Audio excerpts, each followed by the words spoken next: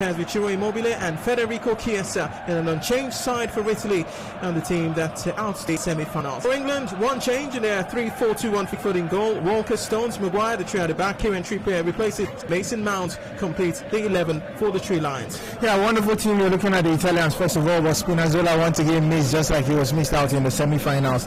Picked up an injury and a big miss for Emerson has come in. You could see the experience with Chelsea FC and also while playing for Italy back in the years. But looking at the England team now playing three men at the back, it's kind of surprising. They also have to know the brilliance of Italy going up front. So that's the main reason Southgate has decided to stick with three men at the back and then try to use the wing backs in Trippier and Luke Shaw. It could pay off for them attacking wise because they do have Sterling and Mason Mount still from the flanks. Referee Bjorn Kuipers, the Dutchman, as the centre of things. This is the pre-kick-off formalities over and done with, as the English in all white take the knee in a unanimous message that there is no room for racism in football, as the Italians prepare to kick us off in their blue tops, black shorts, and indeed it's kick-off. Around the way, the Italians are kicking the ball from the left to the right.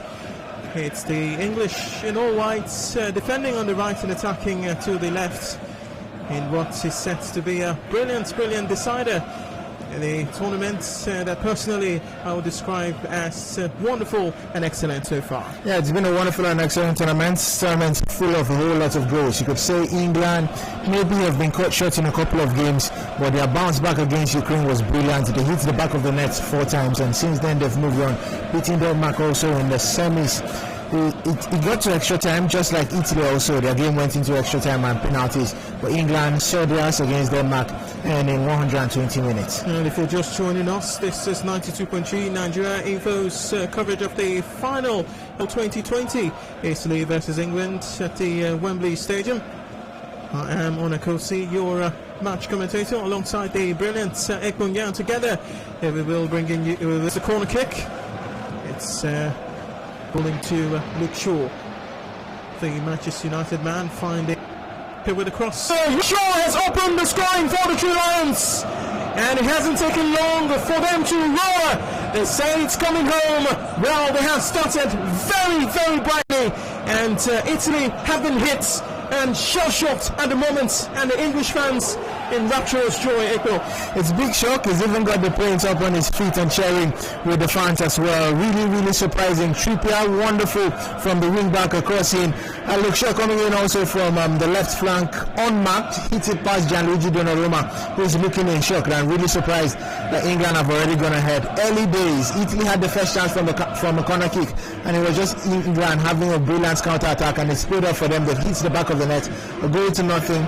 It's still early days, I would say, but what a way to start a final in Euro 2020. Well, there has been a wave of optimism across England since the start of the tournament, especially since they got to the semis, and now the finals. Lots of talk in the pubs across the country of it finally coming home. Seems the players have carried on the confidence, and hasn't taken long, and it's coming from that man, Luke Shaw, as he gets the goal for England. Quite remarkable, I have to say. And Luke Shaw, what a time to score his very first goal for his country, Ekpo. Yeah, a wonderful way to count them to hit the back of the net for a country. The first goal finals of Euro 2020, and also imagine that being the winning goal in the final. So I'll say for Luke Shaw, what a wonderful goal that is. And for Italy, they have to hit back as quickly as possible. It's just 4 minutes gone in the encounter, but it's not the end of the road. Surprising Italy concede this early. They're not popularly known for conceding, but England have come out with something so spectacular, and it's a hard nut to crack, certainly for Italy. Well, Italy are a very patient side.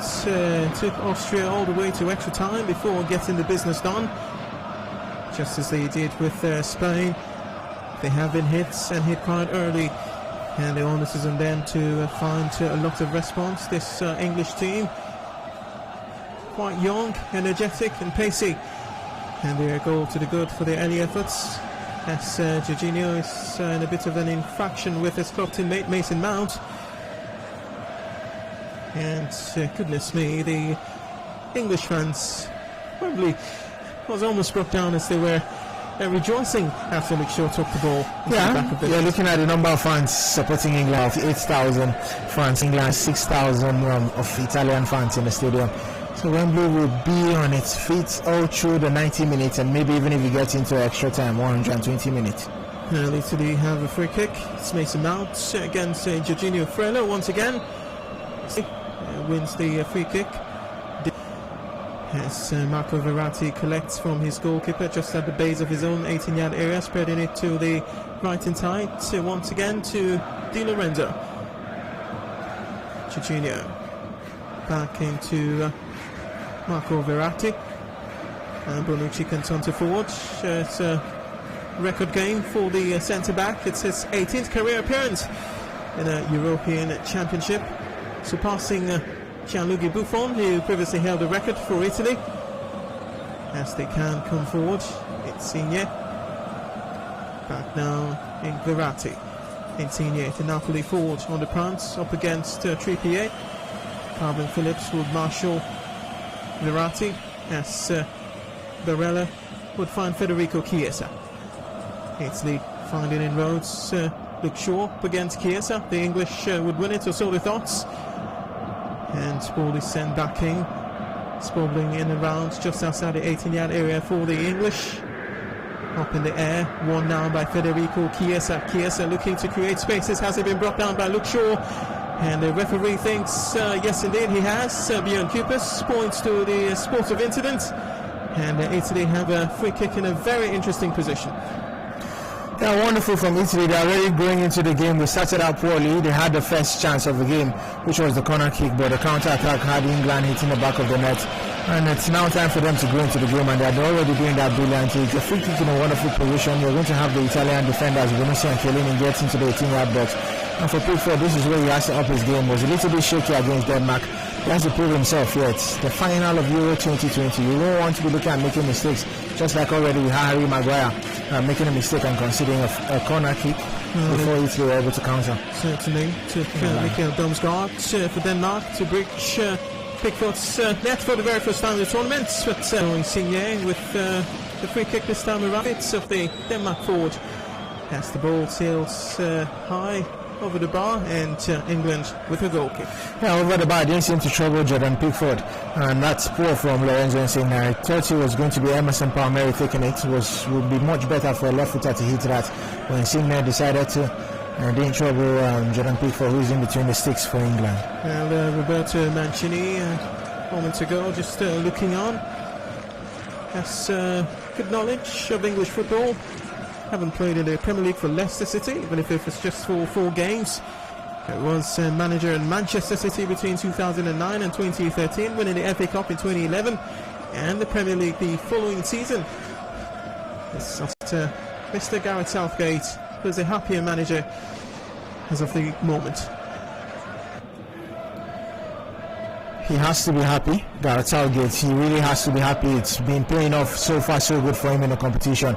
And for the 3 Lions, they've considered one. Just like I said, it's a huge mountain for Italy. It's a 3-man defense, but the wing backs with Shaw and Trippier will help them out when they're not with the ball, and it's going to be a 5-man defense. It's Raheem Sterling giving a chase, anticipates where the ball will be headed, wins it.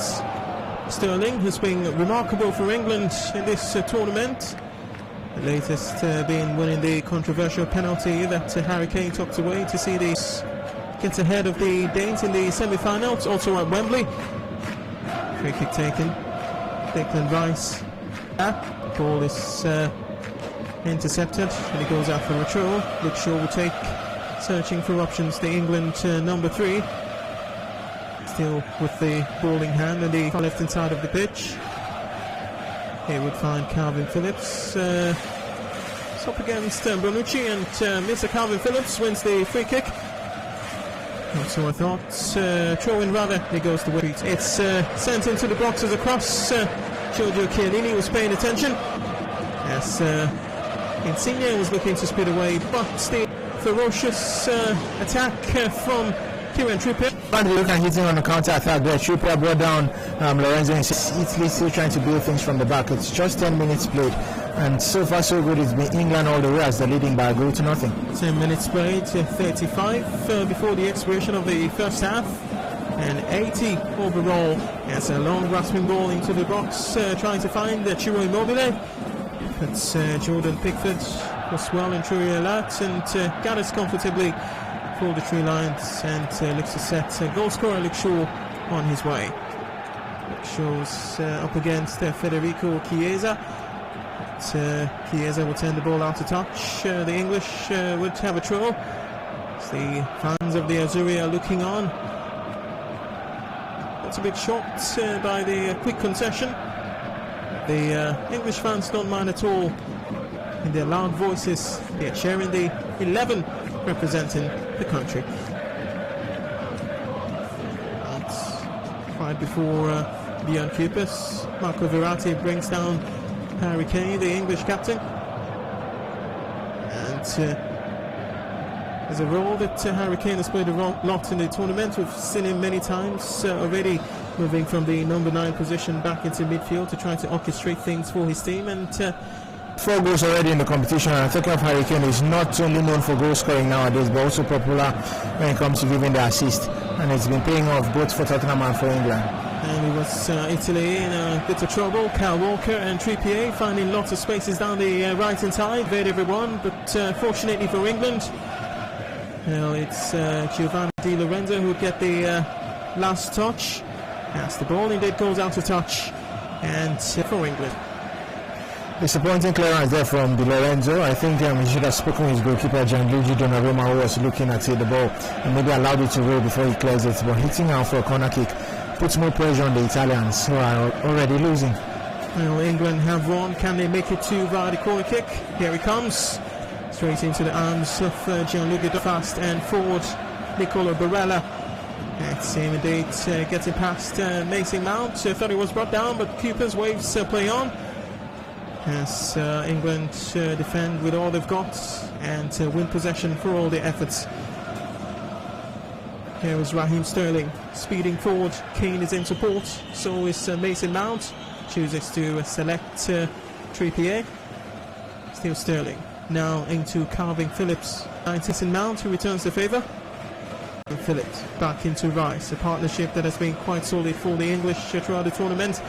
Now here is Mason Mount.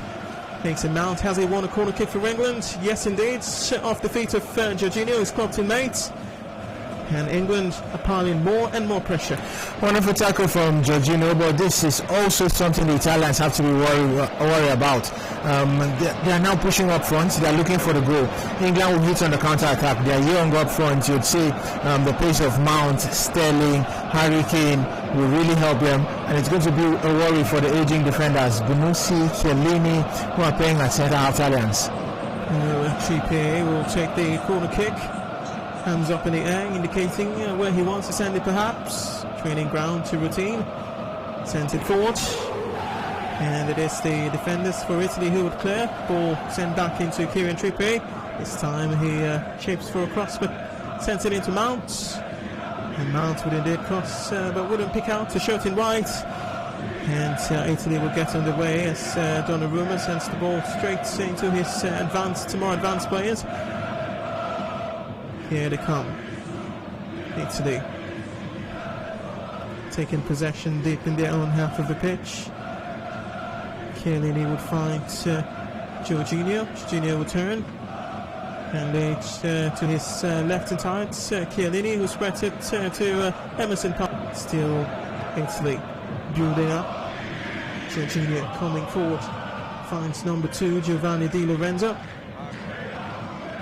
Jorginho into Marco Verratti, and the ball would be lost, but Italy would recoup quickly as it's sent straight deep into the half, where Gianluca Donnarumma can speed out of his goal to recover. Well, Italy are starting to grow a little bit into the game, albeit to their own half of the pitch. Declan Rice speeding forward, but Coopers adjudges the ball to have gone out of touch as the Western midfielder was looking to create something for England. They're really going into the game Italy, and they're now making England sit deep in their own half. It's something England to do for about the next 75 minutes. Try to see if they don't consume most of the possession. 15 minutes into the UEFA Euro final, the 2020 edition, happening of course in 2021. It is the Three Lions leading the Italians a goal to nil, courtesy of a Luke Shaw goal, his very first for his country. Yes, Jorginho is marauding in midfield. Wonderful ball to pick out Lorenzo Insigne. And Insigne will get robbed to make that Emerson Palmieri instead. But would have counted. The Chelsea man was already in an offside position. Yeah, wonderful pass from the Italians. Looking for the runs also from the guys coming in from the back. I'm talking of Emerson Palmieri. He's coming for Spinazzola. Well missed, talking of Spinazzola. And now Emerson has to prove himself for the Italians. Try to do stuffs and help from the left flank. Trippier, Kyle Walker, who have to keep a close eye on him, because you're looking at Emerson and also Lorenzo Insigne, who are playing from the left. And these are guys that could pull up stuffs for Italy. Luke Shaw in a very advanced position. It's his intention of finding Mount on the left-hand side wouldn't come to fruition. He overhit the pass, and it's gone away for Italy goal kick. And that's our cue to remind you that, as always, it's interactive right here on 92.3 Nigeria Info. You can leave your messages on WhatsApp as the game progresses on 0809 030 6416. And in the course of the game, we will, of course, be reading them out to your hearing and that of the rest of the world, as it is indeed an international radio station. People are listening so far away from here even. As Calvin Phillips will look to regain possession for the Italians, but would inadvertently give it away for an Italian throwing, which to take quickly. Here is Di Lorenzo coming in field, lays it back to Leonardo Bonucci, who switches it quickly to Giovanni Di Lorenzo. And Di Lorenzo, when it seemed pretty simple, picking out Federico Chiesa, would overhit the ball. It would go out for an England throw.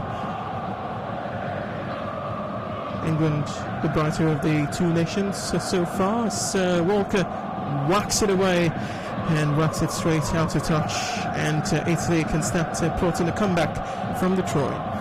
They have to plot a comeback. Roberto Mancini is speaking to the players, and they're already forcing the Three Lions in making a couple of mistakes. You had Calvin Phillips just a while ago hitting the ball out for throwing, same now for Kyle Walker. So the Italians are putting the pressure on the Three Lions, and let's see if it will pay off anytime soon. Hasn't the moment. Raheem Sterling creating forward. Ball is into Mount from Declan Rice. And now Luke Shaw will send the ball forward, but it will come off the torso of Giovanni Di Lorenzo, and England will have yet another throw. It's been quite energetic from the Three Lions. Italy, a very patient side, yet to impose themselves on the game so far. Now, Raheem Sterling in space, dribbling through, goes at the time past Jorginho. Trippier would find Harry Kane, who was providing an option deep in midfield. Kane will be fouled just as the Italians were about to split away, and as you would imagine, to the dismay of Giorgio Chiellini, the captain of the side. Looking at the replays, was it a well-worth free kick, you think? Seemed easy, but he was surrounded by three players. I guess that's why the whistle went there. And you're also looking at the brilliant stats from England. So far, so good. It's really paid off for them. They're not just sitting back and defending. They start the marking from the front, and it's really helping them, not allowing the Italians to get the ball even in midfield. Cross into the box from Luke Shaw. Evades everyone.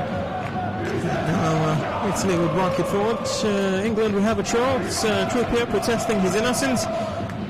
And the referee seems to agree with him entirely, as the ball is England's.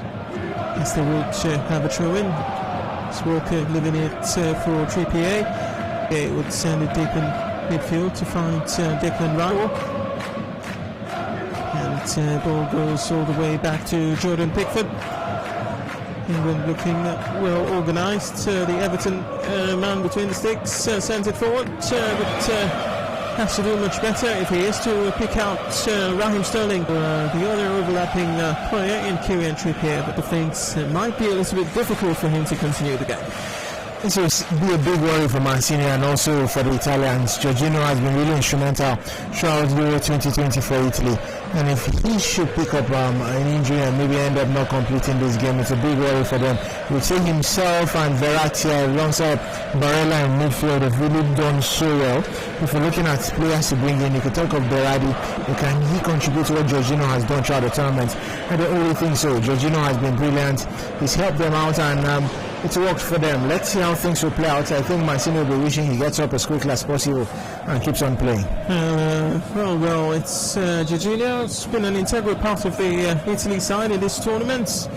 Down on the turf, not sure if he can continue. Jorginho, further 29 years of age, in his 34th cap for his country. He scored 5 goals. Born in Brazil, moved to Italy at the age of 15, started at Hellas Verona and then Napoli. Now plays for Chelsea, where he is a European champion of the club kind, the UEFA Champions League. This country will need him to stay fit and healthy and of course leave his remarkable contribution on the pitch, but as of the moment he is in conversation with the medics for Italy, and Mancini is looking on anxiously if his number 8 would be able to. Jorginho looks quite terribly injured from the looks of things. Yeah, he looks terribly injured. He's even down again, sitting on the ground outside the field. It is a big worry for Mancini and for the Azzurris. Well, a couple of friends he has on the pitch today. He plays alongside teammates for the Azzurri, Emerson Palmieri at Chelsea. Side Rhys James, who is on the bench, and Mason Mount, who has come up a couple of times against already this evening. As substitution is being readied for Italy, meaning Jorginho might not be able to continue. But Federico Chiesa is spinning down the right-hand side, sends it into the box. It was first defended by Manchester City's John Stones before being whacked further away by his compatriots in defence. Rice, now Kane. Sell the dummy to Nicola Barella before feeding it to Luke Shaw all the way back for England. It's an exchange between the centre-backs, Maguire and Stones at the moment. So we're approaching 25 minutes. Ball now with Harry Maguire. Into Pickford, who sends it as far away as he possibly can on that occasion. Mounts up against Di Lorenzo. Di Lorenzo's header would only find Raheem Sterling, the diminutive forward, beating his marker Raheem Sterling out of Bonucci, and the England attack would fizzle away, albeit momentarily. Insigne, speeding forward. Still Insigne up against Stones. Looking to find Ciro Immobile, but that was a weak pass, not precise by any means. And as a result, Calvin Phillips would get the ball first, and Chiesa would give England the goal kick. Goal kick for England, and they were just on a brilliant attack there with Raheem Sterling. It didn't pay off for them, and Jorginho is back in field. Looking at the knock again, it was a wrong landing from Jorginho. I think it would be very disappointing if he's being substituted in this encounter. He's back on the turf. He's walking around trying to shake off his injury, Jorginho. But we can already say, given of course the basis of the images that we've seen from the Italian bench, that they are well and truly ready, should need be, to substitute the number 8. As Mancini is screaming its instructions on his players. They need to find a response. It's England 1, Italy 0 at the moment. Now, England in possession. By the looks of it, you would think they have more of it, but it's actually Italy with 55% of the ball to England's 45%. It's England who've made most of their time on the ball as it stands. That's a long ball from Kyle Walker. Picks out Kieran Trippier, but from outside position by assistant referee Sander van der Rockel, the Dutchman, taking his flag up. As Italy building for the back. There's Di Lorenzo. Insigne would find Jorginho, but find Insigne once again. Now Barella, who seems to have switched sides with Marco Verratti. He's on the left-hand side of the midfield now for Italy. As Bonucci is having a feel of the ball. So now is Jorginho. Chiellini. Bonucci. Di Lorenzo on the far right-hand side. It's all on Chiesa. Now central is Giovanni.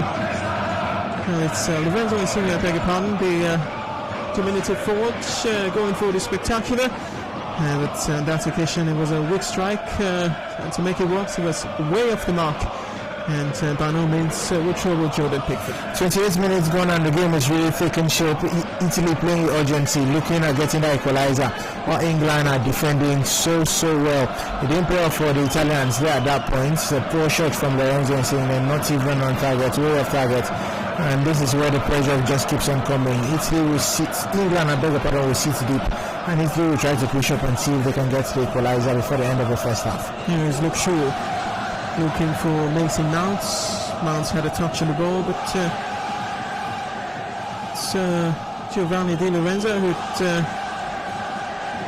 paying attention. Italy with the throw-in, taken quickly. And now it is Jorginho.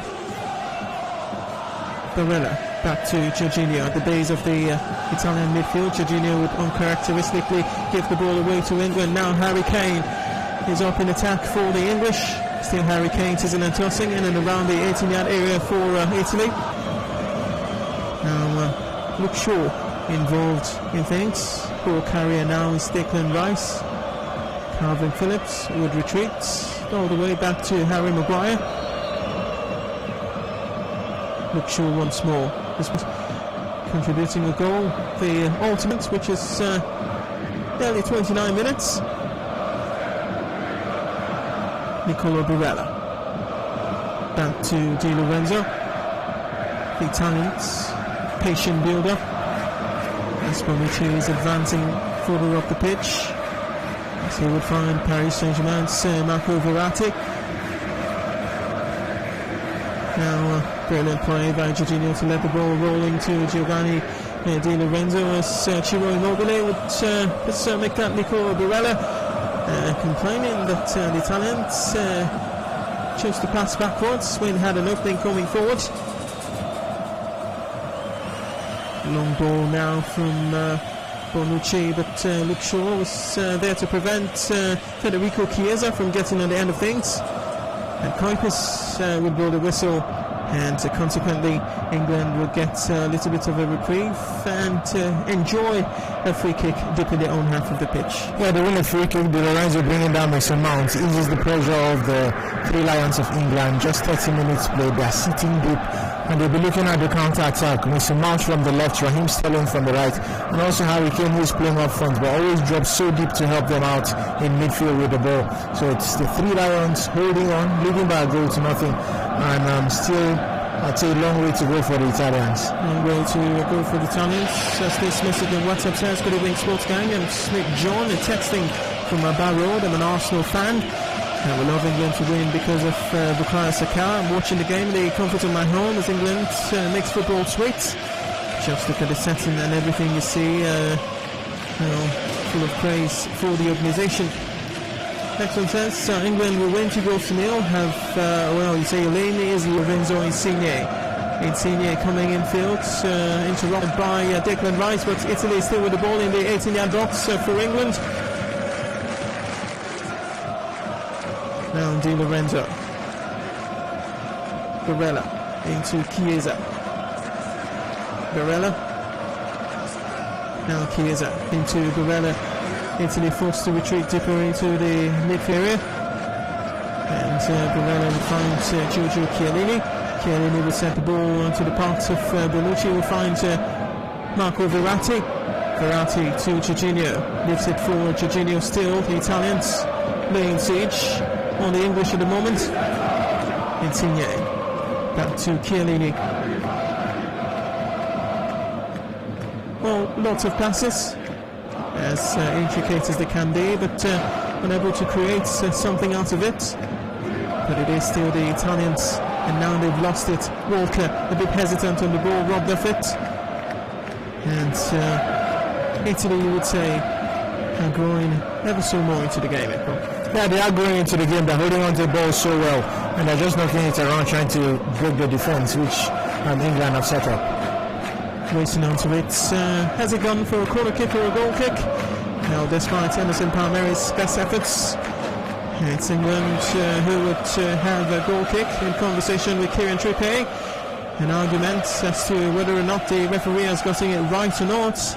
I'm sure the Trippier agrees with the referee. Wouldn't want to consider. You won't want to consider corner kick. You're leading by a goal to nothing. The pressure is piling up on you, and the Italians are making the three lions sit so deep. So you won't want to consider corner at this point. You'll be happy as a goal kick. Pressure off England, and let's see if they can start off something from there. The message here says, remember the message I sent at 7:33 p.m. England will surprise a lot of people today. It goes on to say it will end 3-1 in favour of England, or it will be a penalty shootout from which the English will win as well. Now, talking about the English, a lovely reverse ball from Mason Mount, looking for Raheem Sterling, but couldn't quite get the Fener connection. That would have been disastrous for the Italians, as Mount and Sterling exchange handshakes. It's a brilliant understanding between the two forwards. Yeah, wonderful understanding. I spoke about Harry Kane dropping deep and then allowing these two guys go up front. Once again, he did a hard header and that, and then he rolled in for Raheem Sterling, who first flicked it to Mason Mount. Mount was looking for a 1-2 between himself and Raheem Sterling once again. It was closed down by the Italian defense, and it's been wonderful to play up front. So the way Southgate has set them up front, Kane dropping deep, getting the ball. I think it's going to allow Sterling and Mount to do a lot, and that will really put pressure on Bonucci and Chiellini. These guys are aging, and can they hold on to the pace these players bring in? Chiku Emmanuel thinks England can hold on, predicts a 2-1 win for England. And this one says it's England 2, Italy 1. Goals from Kane, Sancho and Jorginho. Well, it's Luke Shaw who's opened his account for the English. Italy coming forward! What a strike from Federico Chiesa! And it's just gone inches wide of Jordan Pickford's goal, but what a strike, venomous. And Federico Chiesa, brilliant for the Azzurri, and nearly getting the equaliser on that occasion. That was wonderful from Chiesa. He was closed down by two players, Luke Shaw and also Declan Rice. He went past them, still hung on. The referee, talking of quick pass, allowed the advantage for Chiesa. He picked himself up when he nearly went down, and then had a brilliant strike. If that wasn't target, I don't see Pickford going anywhere close. Off target, big worry for England, because they are sitting deep, and the Azuris now know that if they can't break the defense, they have to hit the ball. They have to have the strikes. Still yet to have any shot on target anyway, Italy. I think that's a wonderful attempt from Federico Chiesa. Well, it's 35 minutes, 10 more before the 45. It's England the goal to the good, searching for the second. Harry Maguire with a brilliant ball will pick out Luke Shaw, who's in a tussle with Federico Chiesa. The England number 3 wins it. It's getting dangerous for Italy. And nearly he found Mason Mount, Luke Shaw. Another brilliant piece of play from the left back. But it's the Italian defence who would be as astute as they can be in the shape and form of Emerson Palmieri, whacking the ball away. And Gareth Southgate could only applaud the piece of play by Luke Shaw, and he's growing into this tournament, and is having a good shout as possibly the best left back up until this moment. Haven't made it to the final, Luke Shaw. Yeah, he's had a brilliant tournament, Luke Shaw. There were questions who should be starting, Luke Shaw or Ben Chilwell, and we've had Shaw start. It's really paid off for Gareth Southgate. Wonderful choice. You're looking at Southgate, less pressure off him, right selections he's made, and it's just been paying off for the Three Lions of England. It's been paying off for the Three Lions of England. Very first game in the group against Croatia. And Southgate chose to go with Kieran Trippier as opposed to either Luke Shaw or Ben Chilwell. Now Shaw has long convinced as to how wonderful he can be. On his day, he is a delight to watch. It's been delightful to watch on many occasions for England through the tournament. And, well, a goal to the good. It's very first for his country, and what a time to get it. It's Harry Kane. He's deep in midfield. And what has the referee given? Cupus arguing with the Italians. and maybe the English as well, as the free kick has gone in favour of the Azzurri. Bonucci, long ball, switch of play to the far left-hand side. Lorenzo will keep it in play. It's just Lorenzo Insigne rather will keep it in play as he dribbles past Kieran Trippier and runs into Declan Rice. And offence, as the referee has adjudged. This could get a bit too confusing. It was actually Emerson Palmieri on the overlap, committing the foul against Declan Rice.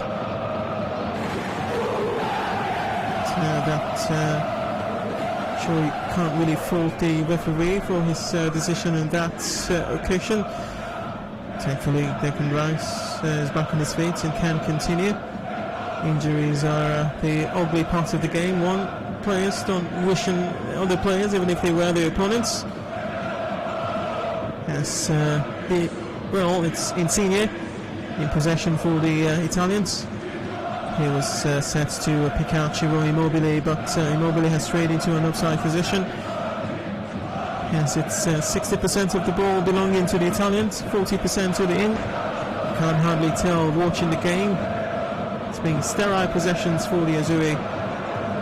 So it's Italy also with 3 shots on goal, none on target. England with a solitary effort on goal, solitary 1 on target, and a solitary goal to the good as Jordan Pickford can launch them once more on the way. Fire this free kick which he takes, keeping the ball right, looking to find Raheem Sterling. The Italians will let 17 years combined. It's what it is within himself and Giorgio Chiellini. The experience together has accounted for a lot of good. But they were unable to stop them scoring for England. Selects Insigne, back to England, Bonucci up against Kane. Bonucci will win the ball and win possession once more for the Azzurri. 14 minutes, 5 to go. Italy 0, England 1. It is Wembley bouncing in home support. The Italian fans in a lesser number, still doing their utmost to encourage the Italians to find a response.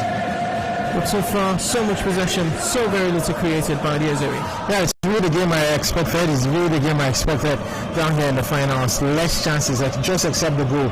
I was really expecting a game with less chances, and so far so good. That's how it's been. Italy don't have any strike on target. England just won the goal from Luke Shaw. So that's how it's played out. So far so good.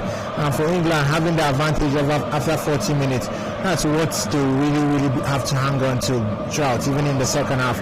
It's still a long way to go. You'd say it's about 50 minutes to the end of the game. Can they hang on? Can they get that victory? Let's see how things will play out, because pressure will still pile up on them even before the end of the first half, and also come the second half. It's a quick kick for Italy. Verratti will take. Verratti will look to pick out the multiple shots, including Leonardo Bonucci and Chiellini, who've made it into the box. It's a wonderfully fighted ball. It's been met by a head and right. England will survive momentarily, but it's still Italy in possession. They're asking questions, knocking on the door for the English. And here they come. Lots of Palmieri. Now Chiesa. We try to create some space down the left-hand side. Fits it into Insigne. Now Verratti can get involved. Verratti still now into Emerson Palmieri, who's looking for a possible cross into the box. Selects to go back to Verratti. Once more Palmieri has it. This time he will cross. And this time the ball ricochet off the torso of Kieran Trippier. England is set to defend another throw. Ball in hand.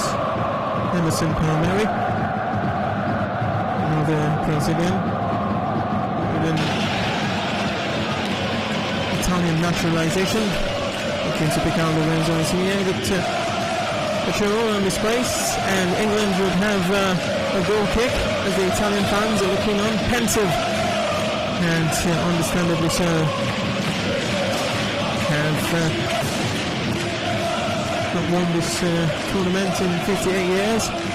Quite a remarkable job Roberto Mancini has done since his integration with the Azzurri. and they put the icing on the cake by winning this championship. Well, they first have to find the equaliser and another goal at least to get ahead of the English, who have the ball now. Captain Harry Kane finds Mason Mount back to Kane. It is Raheem Sterling, the sole player in the box, took a bump and has gone to ground, and it's Bonucci urging him to get to his feet as play resumes with Jorginho bringing the ball forward for Italy. Finds Nicolo Barella, who was looking to get it past Declan Rice, wouldn't succeed. Rice in possession, speeding forward. Declan Rice, Sterling asking for the ball. Took too much time on it and couldn't quite select either Harry Kane or Sterling, advancing forward ahead of him. Barella into Jorginho, sets it to Giovanni Di Lorenzo. He would find his goalkeeper Gianluigi Donnarumma. Now Jorginho, still Jorginho receives the ball yet again in space, making the most out of his time on the ball to pick out Insigne. Insigne against two. It's the Napoli forward against Trippier and Kyle Walker. And brilliant play by the diminutive forward. And now a bit of a danger for Italy. Palmieri will clear the two markers, but is unable to apply the final touch. Yet another chance for Italy to rebuild, and have gone all the way back to Leonardo Bonucci. Yeah, Italy are really putting pressure on the three lads of England. Declan Rice a couple of minutes ago was complaining why he didn't win the free kick. He seemed to be fouled, Declan Rice, but Skopas, the ref, allowed the game to go on, and it was Italy on the counter-attack. Now England are sitting deep and trying to defend once again.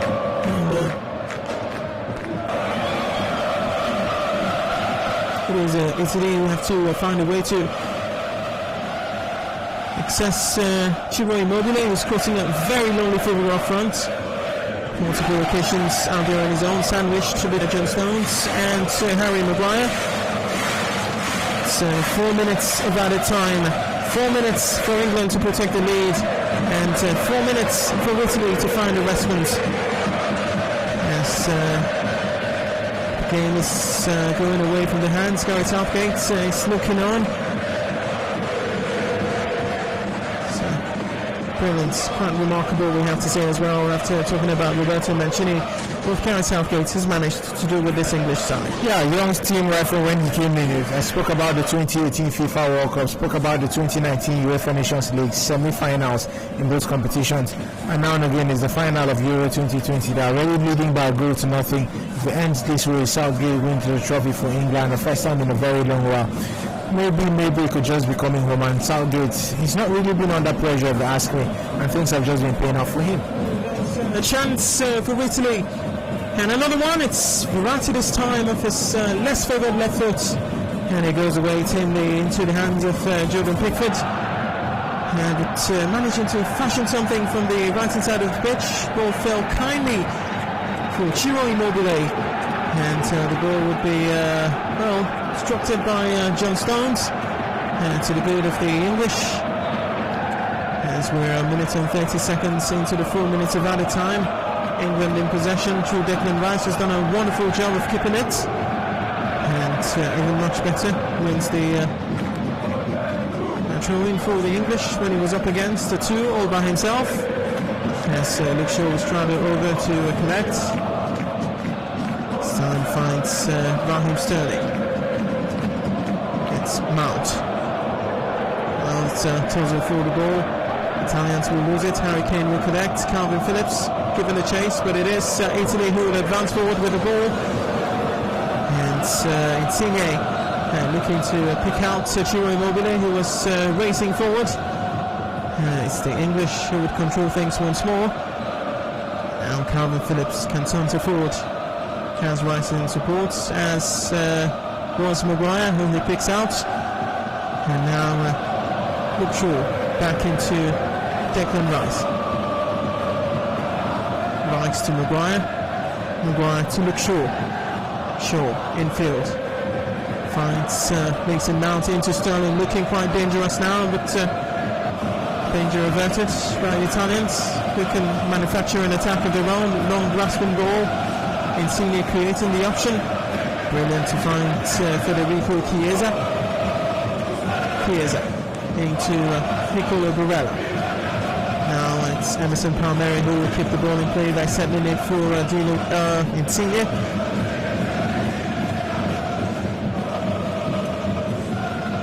Chiellini approaching the last minute of the 4 minutes added. It's the Italians camping on the edge of the box of the English. Now Bonucci with a wonderful strike, or so I thought. It's gone far and wide, and it is a reprieve for the English, and despair for the Italian fans looking on, hoping for the best, but understanding that with every ticking minutes and the time for them to find an adequate response to the English opening goal is ebbing away from their hands. 45 seconds, 15 more seconds, and Kupus would be staring at his watch, as it would be England going into the tunnel, the happier side, the Italians. They'll be heading to the dressing room, going to the proverbial, drawing boards. They might well still have the final say of the half, as they are coming forward now, searching for Ciro Immobile. He would count as is it. It's indeed half time, and the English fans with a mock trophy already celebrating, and that it will be 45 more minutes and before they can be crowned the champions if the scoreline stays this way or remains in their favour. The Azzurri, the Italians, would of course be doing everything within their powers to ensure that that doesn't happen, to ensure it's Rome and not home. 45 minutes, half time, Italy 0, England 1. Football season is over, but football never sleeps. Enter the UEFA European Football Championship. The pandemic could only delay, but never deny the fans the excitement they crave as the Euros take center stage. It's Euro 2020 in 2021, with scenes all over the European continent, traversing state lines and capitals, from Rome to Baku, St. Petersburg, Amsterdam, Bucharest, Glasgow, Copenhagen, Seville, Munich, and London. The coverage is global, and the cast nationwide, covering every blade of grass on Nigeria's #1 radio station for sports and talk, Nigeria Info. Reach out for sponsorship and advertising. Euro 2020 with Femi and the gang on Nigeria Info. Live football, just the way you like it. The European club football season is over, but football never sleeps. Enter the UEFA European Football Championship. The pandemic could only delay, but never deny the fans the excitement they crave as the Euros take center stage. It's Euro 2020 in 2021. In goal, and Ekpo, it's England flying out of the blocks like men on fire. Before the Italians could even adjust themselves to the flow of the game, the English had struck. And Luke Shaw has ensured that half-time it's England 1, Italy 0. What kind of first half have we been having so far? As the first half I really expected just outside the goal. It's the first half I really looked out in having a Euro 2020 final. First of all, never expected a whole lot of chances, and that's how it's been. England got the goal in the second minute via Luke Shaw. You could say Italy have grown into the game, have been trying to create chances and see if they can hit the back of the net. It's not paid off for them, but for England, it's still going to be a worry for them coming into the second half. They'll sit deep, they'll try to hang on and see if they can get that victory and make it finish this way, but Italy have to be worried at the back. England have Harry Kane coming down so deep and then getting the ball, allowing Raheem Sterling and also Mason Mount to move forward. The hit on the counter-attack, and they are way faster than Bonucci and Chiellini. It could be a worry when the three Lions of England go out on the counter-attack, but it's a nice one that England are leading by a goal to nothing. Let's see how the second half will play out. I expect Roberto Mancini's side to come in and try to create more chances, open the defense, of the Italians. But I know that is certainly going to be very, very difficult. It's going to be very, very difficult if you're looking at how things will play out in the second half. Oh, well, we will see the way it plays out in the second half. But as for now, England are the happier team, of course. It would be about keeping what we have and adding to it. For the Italians, the onus is on them to find a response, find an equalizer to the deficits that they have at the moment. So much to talk about: ball possession, style of play, tactical analysis. All these things we will be talking about, but we have to go for a quick time out, take some water. When we return, the conversation will continue, and with you as well this time around. Stay tuned. The European club football season is over, but football never sleeps. Enter the UEFA European Football Championship. The pandemic could only delay, but never deny the fans the excitement they crave as the Euros take center stage. It's Euro 2020 in 2021, with scenes all over the European continent, traversing state lines and capitals, from Rome to Baku, St. Petersburg, Amsterdam, Bucharest, Glasgow, Copenhagen, Seville, Munich, and London. The coverage is global and the cast nationwide, covering every blade of grass on Nigeria's #1 radio station for sports and talk, Nigeria Info. Reach out for sponsorship and advertising. Euro 2020 with Femi and the gang on Nigeria Info. Live football, just the way you like it. The European club football season is over, but football never sleeps. Enter the UEFA European Football Championship. The pandemic could only delay, but never deny the fans the excitement they crave as the Euros take center stage. It's Euro 2020 in 2021, with scenes all over the European continent, traversing state lines and capitals, from Rome to Baku, St. Petersburg, Amsterdam, Bucharest, Glasgow, Copenhagen, Seville, Munich, and London. The coverage is global and the cast nationwide, covering every blade of grass on Nigeria's #1 radio station for sports and talk, Nigeria Info. Reach out for sponsorship and advertising. Euro 2020 with Femi and the gang on Nigeria Info. Live football, just the way you like it. The European club football season is over, but football never sleeps. Enter the UEFA European Football Championship. The pandemic could only delay, but never deny the fans the excitement they crave as the Euros take center stage. It's Euro 2020 in 2021, with scenes all over the European continent, traversing state lines and capitals, from Rome to Baku, St. Petersburg, Amsterdam, Bucharest, Glasgow, Copenhagen, Seville, Munich, and London.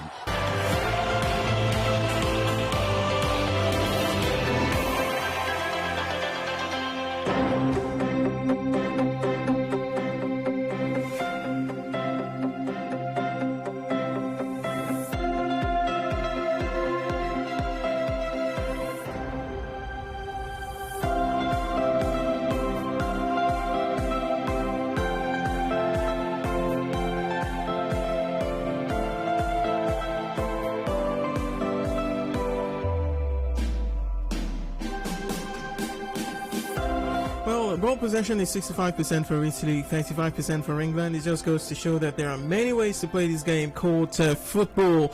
Well, some would even argue that the Italians, the English, allowing the Italians to keep the ball and control them in that way. Well, one thing we have to talk about is the partnership between Kyle Walker and Trippier. You look at England's opening goal. First, it was a rasping ball towards the right-hand side of the English attack and a decoy run, and Walker sending that cross into the box to pick out yet another fullback in Luke Shaw, and resulted in a goal. How well have England played despite not having much of the ball so far? They've played so well. First of all, you spoke about Kyle Walker and Kieran Trippier. There's something I've noticed in this game. Kosi seems to be playing a little bit deep with Kieran Trippier moving up front. So it looks like they're playing 4 men at the back, with Kyle Walker playing from the right, Luke Shaw from the left, and then John Stones and Harry Maguire playing in the middle. Kieran Trippier is really up front and he's been helping so well in terms of his crosses. It's paid off for them already. He has an assist in the finals, which he got the ball for Luke Shaw. But at the back, they've been very composed. They have kept things calm, and it's just been paying off for the Three Lions of England at the back. Can Italy go into the game and hit the back of the net? That's going to be difficult. You're looking at an English team that have considered only one goal in this tournament. Italy, you would say, have been brilliant. They have a couple of players that have hit the back of the net twice in various games. But now and again, it's scoring against England will be a big problem, for a big worry for Roberto Mancini and also for the Azores. Immobile doesn't seem to be like the Immobile we've been having in the Italian Serie A. You want to take him off and bring in Belotti. He's not in his A game at this moment. 5 games already played at Euros. You would say he's not been playing 90 minutes, but he has no goal for it. Chiesa can go into the game and get them the goals. That will also be nice. But I think at the back, the Three Lions really sit down there like a rock. Well, we have to talk about the midfield for Italy. Part of the reason why they have the ball is the ball retention ability of Jorginho and Marco Verratti. But the question will always persist: are these three creating enough going forward?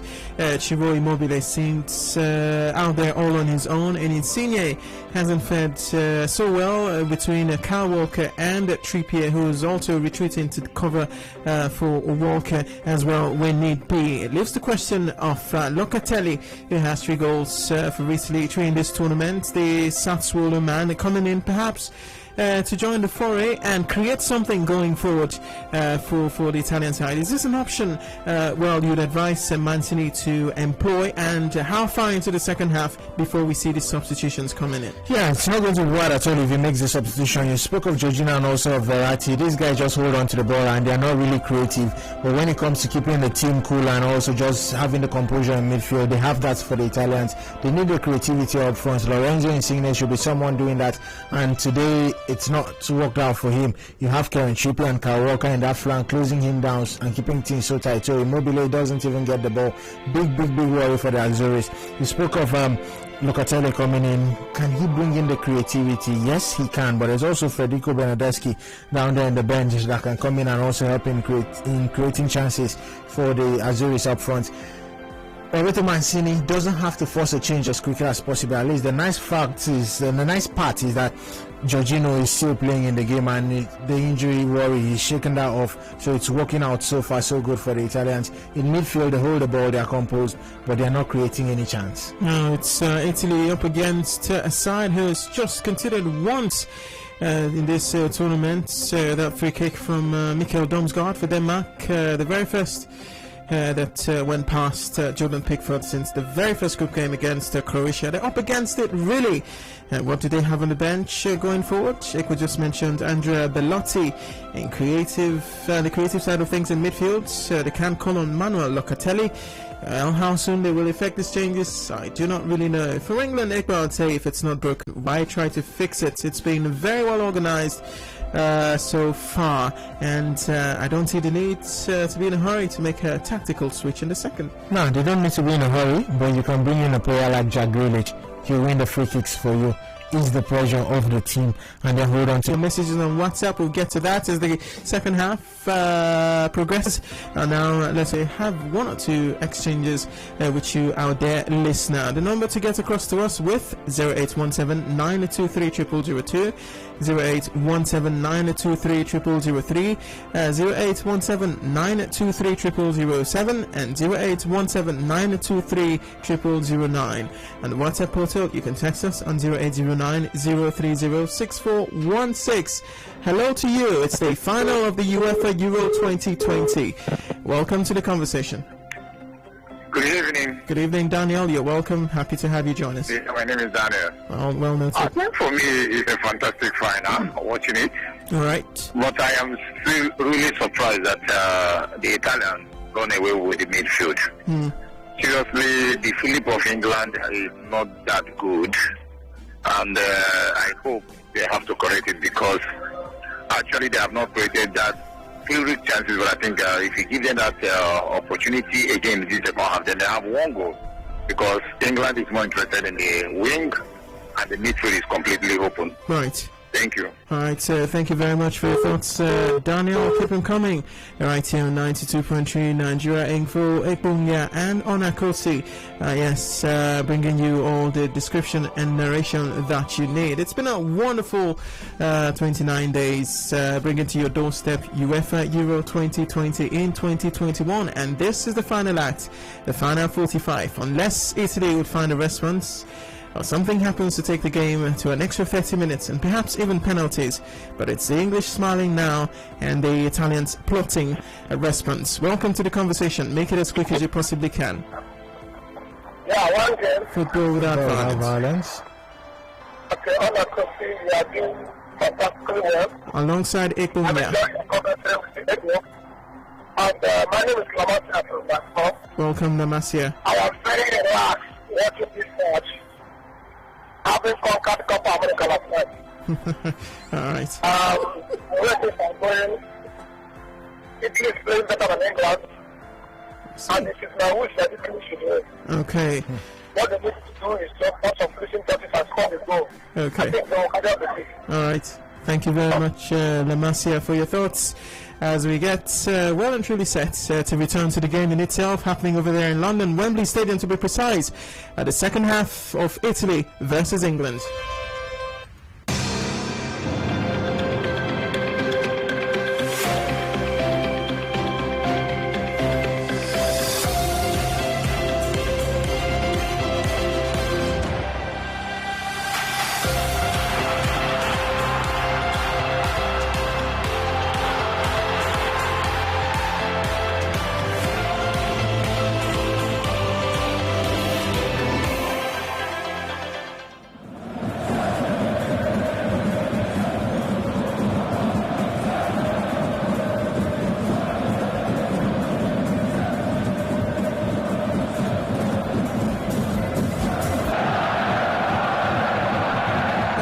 Of the next 45 minutes, it will be glory, and it's England who are much closer to having the glory at the end of it. Italy have a harder job to do, but Italy are a very patient side. Sometimes it takes them a while to get going.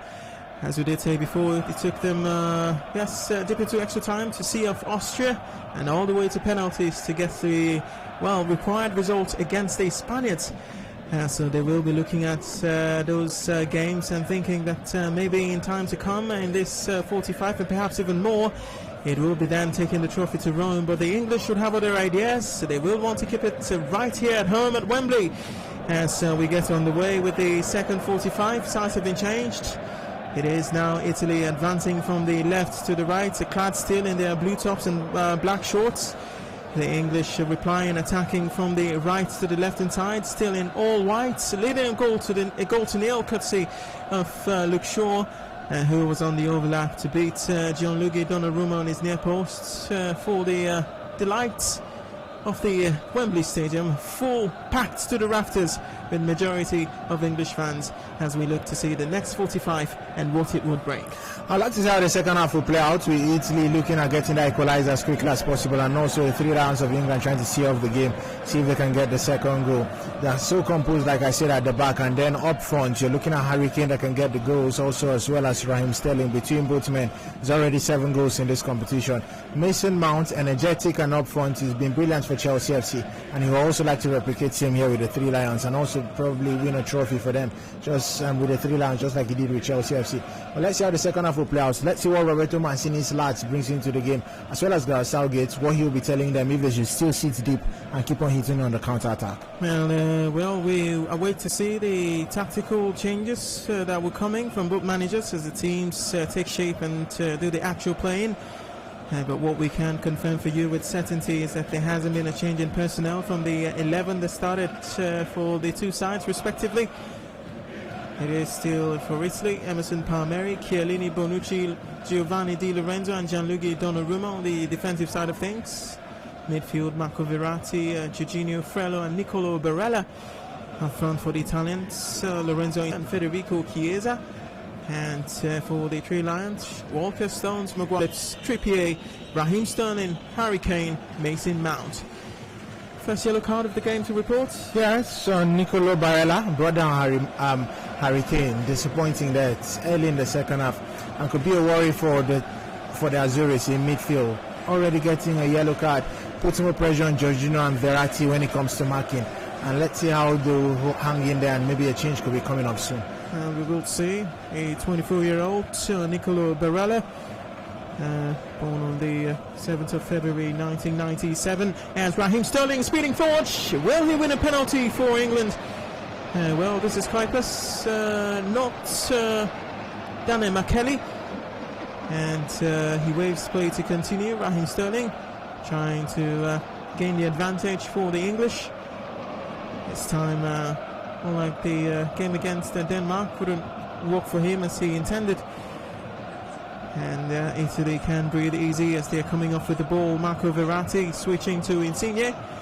Insigne back to Chiellini.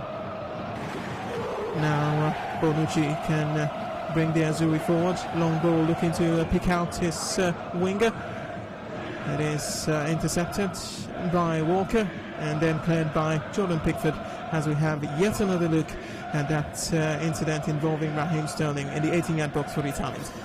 Seems to be surrounded by two players. Bonucci had his leg on Sterling. Maybe it could have been a penalty. Even if it had been a penalty, I would say right decision if you ask me, because Bonucci tapped Sterling on the leg and then he went down, while we also had Chiellini and Bonucci still trying to pull Sterling down. Easy, so says Kuipers. Well, to me, I think I won't be surprised if that was given by another referee, even if it was Danny McKelly. Well, I have a feeling the uproar following the penalty decision by McKelly against Denmark might have affected Kuipers' decision to work play on this time around. Might have built a bit of a reputation for himself, Raheem Sterling, in the eyes of the Dutch referee. But here are still the Italians coming forward. Oh, and it's a body-to-body badge, as I thought, but Kuipers deems it's worthy of a free kick. Raheem Sterling, the man who has brought down Lorenzo Insigne, and Insigne himself will be looking at this free kick and feeling, well, it's within range and I could bend one over into Pickford's net. Yeah, within range for Insigne as well as maybe Emerson or maybe Verratti. But for Sterling, I think a very wrong decision. Just in front of the 80 box, brings down Insigne. Well-deserved free kick if you ask me. Well-deserved. Will Insigne calling a beauty. He is there alongside Emerson Palmieri. One, of course, will be the actual taker. The other will just be a pretender. Who would be pretending? It's just a matter of seconds. As Insigne will take. It's a good one, but couldn't quite get the deep to beat Jordan Pickford. You could see what the intentions of the Italian forward was, but he was lacking a bit of precision, and as a result, Pickford didn't have to worry too much about that. Yeah, second free kick by Insigne, and it's very, very poor once again. Doesn't worry Jordan Pickford, doesn't even go on target. That's a very poor free kick from Insigne. I think if the third comes, if he strikes the third time, it's going to be for Emerson to have a try. The first was from a position where you can have Emerson take. He didn't. Second now for Insigne once again, and he still took it. And it's a very, very poor two free kicks from Lorenzo Insigne. And it was Kieran Trippier in possession for England, but he will lose the ball. Ball did ricochet off his feet as he was up against two in blue. Donnarumma playing out of the back. Bonucci will spread it to Giovanni Di Lorenzo. Di Lorenzo would win a free kick off the foot of Raheem Sterling, who was in hand to keep eyes on the Italian defender. Rock steady for Italy throughout the tournament. Di Lorenzo making his 13th cap for his country. He was joined Napoli from Empoli. Napoli paying 8 million euros for him at the time. And would have seen his stock rise throughout the tournament as the ball is sent deep into the box for the English. Kyle Walker, irrepressible in all of his brilliance, heading the ball casually into his goalkeeper Jordan Pickford.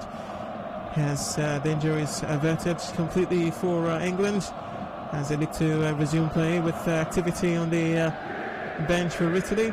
sporting the number 11, Domenico Berardi. It will be interesting to see how he slots into position when he and if he indeed comes on, as Chiellini is in a very advanced position, as Ciro Immobile would take the ball all the way back to his midfield.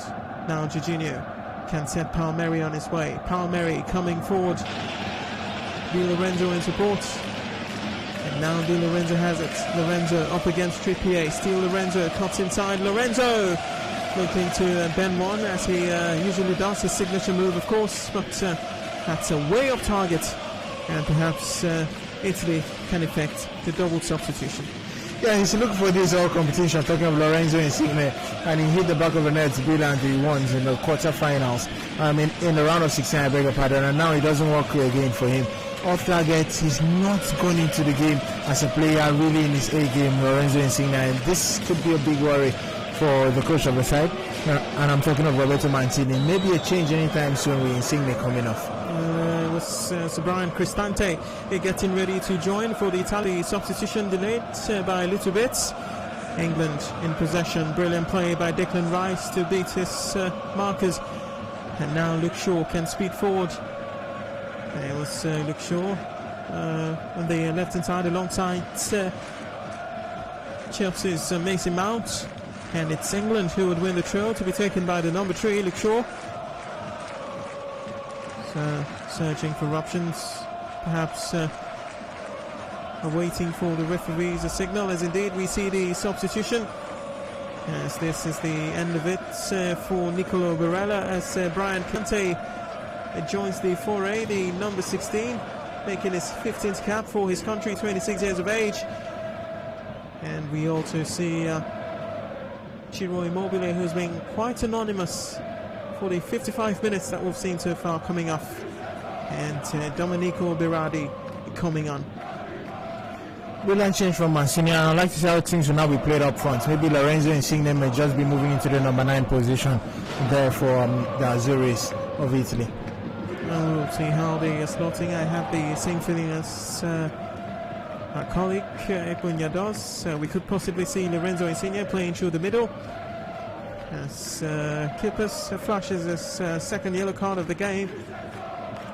Well, first went to Nicolo Barella, the second belongs to Leonardo Bonucci, up against the tricky Raheem Sterling, and it's the experienced defender who brings down the forward for England. Yeah, brings down Sterling, concedes a free kick in a position where you have England having a chance once again to hit to the back of the net. Pressure on the Italians, but it's also something the Three Lions have to be worried about. If it's being cleared here, counter-attack for them when you're looking at the likes of Harry Maguire and also John Stones making their way into the 18-yard box. But you'll also be expecting a wonderful and brilliant cross from a player like Luke Shaw, who's been very, very brilliant in Euro 2020. Brilliant, and he can whip in brilliant balls into the box with his immaculate left foot, Luke Shaw. And he seems well and truly the only contender for the free kick. Taker, of course. Luke Shaw to take is into the heart of the 18-yard area. Harry Maguire would rise, and Harry Maguire would head over. Of course, scored against the Ukraine, but unable to repeat such feats on that occasion, at least, as Italy can resume play as they look to saunter forward, just advancing away from the 18-yard box. Ball will find Di Lorenzo. And now Brian Cristante. Jorginho, I beg your pardon. Now Di Lorenzo, who's playing in a more central position, will switch play. And now Chiesa, supported by Palmieri. Still Chiesa in the box. Chiesa flashes a shot. Perhaps a chance for Italy. It's a save by Pickford. And it was a snapshot from Lorenzo Insigne, who was tricking his way through and tiptoeing through the sea of white shirts to get a shot off the way. But Pickford will respond with an equally brilliant save, as the Italians are still on the attack. Yeah, it's been brilliant so far, so good from Italy, and you're looking at once again another chance. This is a worry for England. they keep going in the game, the Italians, and maybe anytime might just be to the back of the net. Lorenzo Insigne with a wonderful run. Now he's playing as the number 9 after Immobile has been taken off. I was expecting Belotti to come in, but he's not, like I said earlier on, he's not been in his A game. Maybe a chance now for Lorenzo Insigne to go out and be brilliant in the game. He's been poor all game. Now playing infield, himself and Chiesa switching positions. Chiesa moving over to the left. You have Berardi now from the right, and Lorenzo Insigne playing from in the middle of attack. It might just pay off for the Italians anytime soon. And as we suspected, it is Lorenzo Insigne moving to the center of the Italian attack and showing immediately how effective he can be from that position. Tiptoeing his way through and let fly, but Pickford would save. But it's Italy yet again in the attack. Marco Verratti. For a moment, I thought they had lost the ball, the Italians, via Domenico Berardi. He's looking to make his contribution since being substituted into the game ahead of Andrea Belotti, who I thought would be the candidate to replace Ciro Immobile. Di Lorenzo to Berardi. Will go off the feet of Berardi for a throw, which the English will gladly take. Number 11 for Italy, Berardi. Hasn't lit the competition and set it on fire, but has been a steady fixture in the Italian side and has done the best and the occasions where he's been called upon.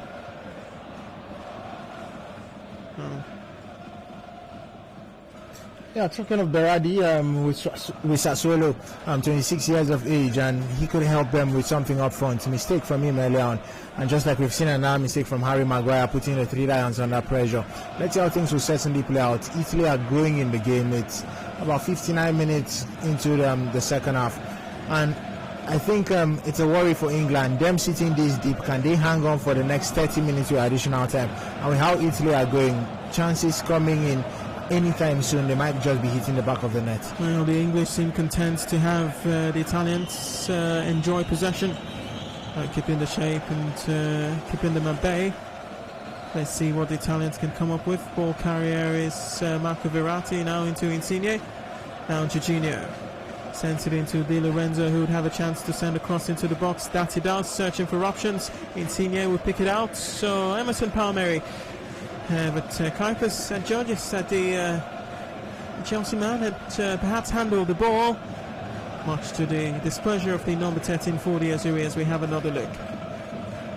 Yeah, he did touch his hand after he came off his chest, Emerson, and I'm shocked. He's really surprised that the whistle went there. We're talking of Kuipers, right call for him, free kick for the Three Lions of England, pressure of them, 60 minutes gone. Can they hang on, like I said, for the next 30 minutes? It's still a long way to go, because more changes you could be expecting from his. Belotti can still come in, Locatelli as well can still come in and try to create things from the midfield. But for Lorenzo Insigne, who is now playing as the number 9 for Italy, he comes down so deep, just like Harry Kane is doing. Chiesa, Berardi have the chance now of going up front and maybe helping the Azuris hit the back of the net. Björn Kuipers, the Dutch referee, landmark game for him as well. 48 years of age, an owner of a chain supermarket store, one of the richest referees in world football from Olden's Yards in the Netherlands. Well, another feather to his cap this game. Officiated the 2014 UEFA Champions League final. Was there for the 2013 and 2018 Europa League finals as well. He's having to officiate the Super Cup game in 2011 and now the Euro Championship. And he has, in my opinion, has managed to have a good performance so far.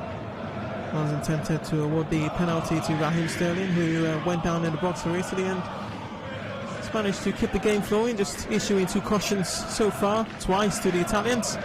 First to Barella and then to Leonardo Bonucci. Keeping it steady. Referees are best when they go through the game anonymous, as opposed to being the center of the post-match conversations, as Italy can come forward. Oh, here they come all on his own. Here he is, still again! Oh, what an effort from Federico Chiesa, who's been the brightest spark for Italy going forward. But such a good effort. He's at the same time repelled by a good save yet again from Jordan Pickford. Yeah, Chiesa, like you said, has been the best Italian player in this game. And once again, a wonderful, wonderful chance for him. Brilliant save from Jordan Pickford. I think they're just going into the game, the Italians. From midfield to attack, it's paying off. The substitution also. Chiesa has now moved from the right flank. He's now playing from the left flank. And he has the chance of coming in, cutting in and having a strike, just like he did now. And Jordan Pickford had to go down and make that save for the Three Lions of England. He's kept them in the game. Like I said, the chances will keep on coming. Will England be able to hang on for the remaining 28 minutes of this game? It's a big worry for them that they are sitting deep. They need to make a change. Maybe Jack Grealish coming in, trying to hang on to the ball a whole lot and winning the fouls could help the Three Lions of England. Now here England come looking to get the ball via Mason Mount.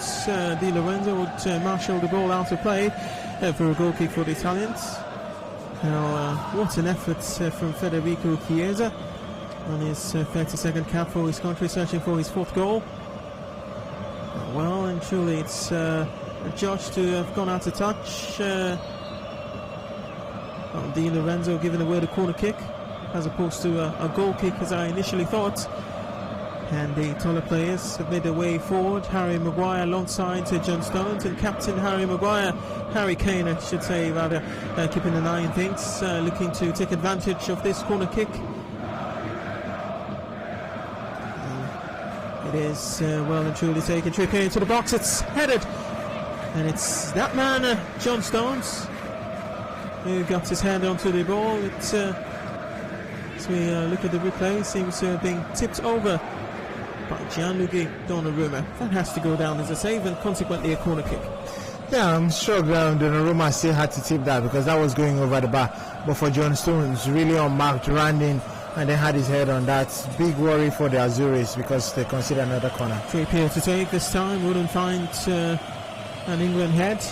It's headed away by Bonucci. Luke Shaw would keep track of things for the English as they go all the way back to Jordan Pickford. The Italians racing forward to keep them in check, to apply the pressure, which has resulted in a corner kick, in a throw-in I should say. It is Harry Kane who lets it into Luke Shaw, who takes the throw. It's Harry Maguire into centre-back partner John Stones. Stones would find Kane again, who would settle it for Luke Shaw. Luke Shaw casually sends the ball back into his captain at club level, Maguire, who would return the favour. As the ball in search of the racing amazing Mount would only find Gianluigi Donnarumma as the Italians look to build again from the back. Bonucci asking for options. Picks out Di Lorenzo. Now balling midfield, Jorginho. Now Marco Verratti advancing just across the halfway line. Verratti feeds it into Anderson Palmieri. Palmieri from whence it came into Verratti, searching for options. Italy building up slowly. Di Lorenzo. Now they're attacking down the right hand side. Still Italy on the ball now. Just Leonardo Bonucci has advanced into the English half of the pitch. Lorenzo Insigne. Now Jorginho into Domenico Berardi. Berardi returns to Jorginho. The English, all 11 of them, camped outside their own 18-yard area, trying to protect what they have. But maybe Chiesa can fashion an opening. He tries to do that. It's a wonderful cross into the box by Federico Chiesa, searching for Lorenzo Insigne. It's Harry Maguire who would head over and give the Italians a corner kick from which they can try to hurt the English from. Once again, is that man Chiesa bringing in a glorious chance for the Azuris of Italy. Maguire is just up there and showing that doesn't get into the head of Berardi. Still a goal to nothing. Luke Shaw with the fastest goal in the Euros final, and it's still England trying to hang in there. Corner kick taking, and it's a chance for Italy. It's in the back of the nets, and it's Leonardo Bonucci who gets the equaliser for the Azzurri. And the Italian crowds at Wembley are on their feet, cheering in what has come to be a leveler just in time for maybe the Italians to seek a further goal to take them ahead through the regulation 90. well, what a way to respond, and what a man to get the goal. In the end, when you were looking for the attackers to find the leveler for the Azzurri, it is Leonardo Bonucci all the way from the back, and to good effect for Roberto Mancini and the Italian national team. Yeah, he's playing his 109th game for the Azzurris of Italy, Bonucci, and he gets his 8th goal. Wonderful, wonderful goal it is. I've asked the question severally. Can England hang on right from the 60th minutes? Can they hang on to the end of the game? They sat so deep and there was no game plan from Gareth Southgate. They were just sitting deep, not even brilliant on the counter-attack, because Italy have been dominating in possession from the midfield, and then you're looking at them up front too. It's just been paying off for the Azzurris, and they get the goal. Now England have to come out and see if they can get a second.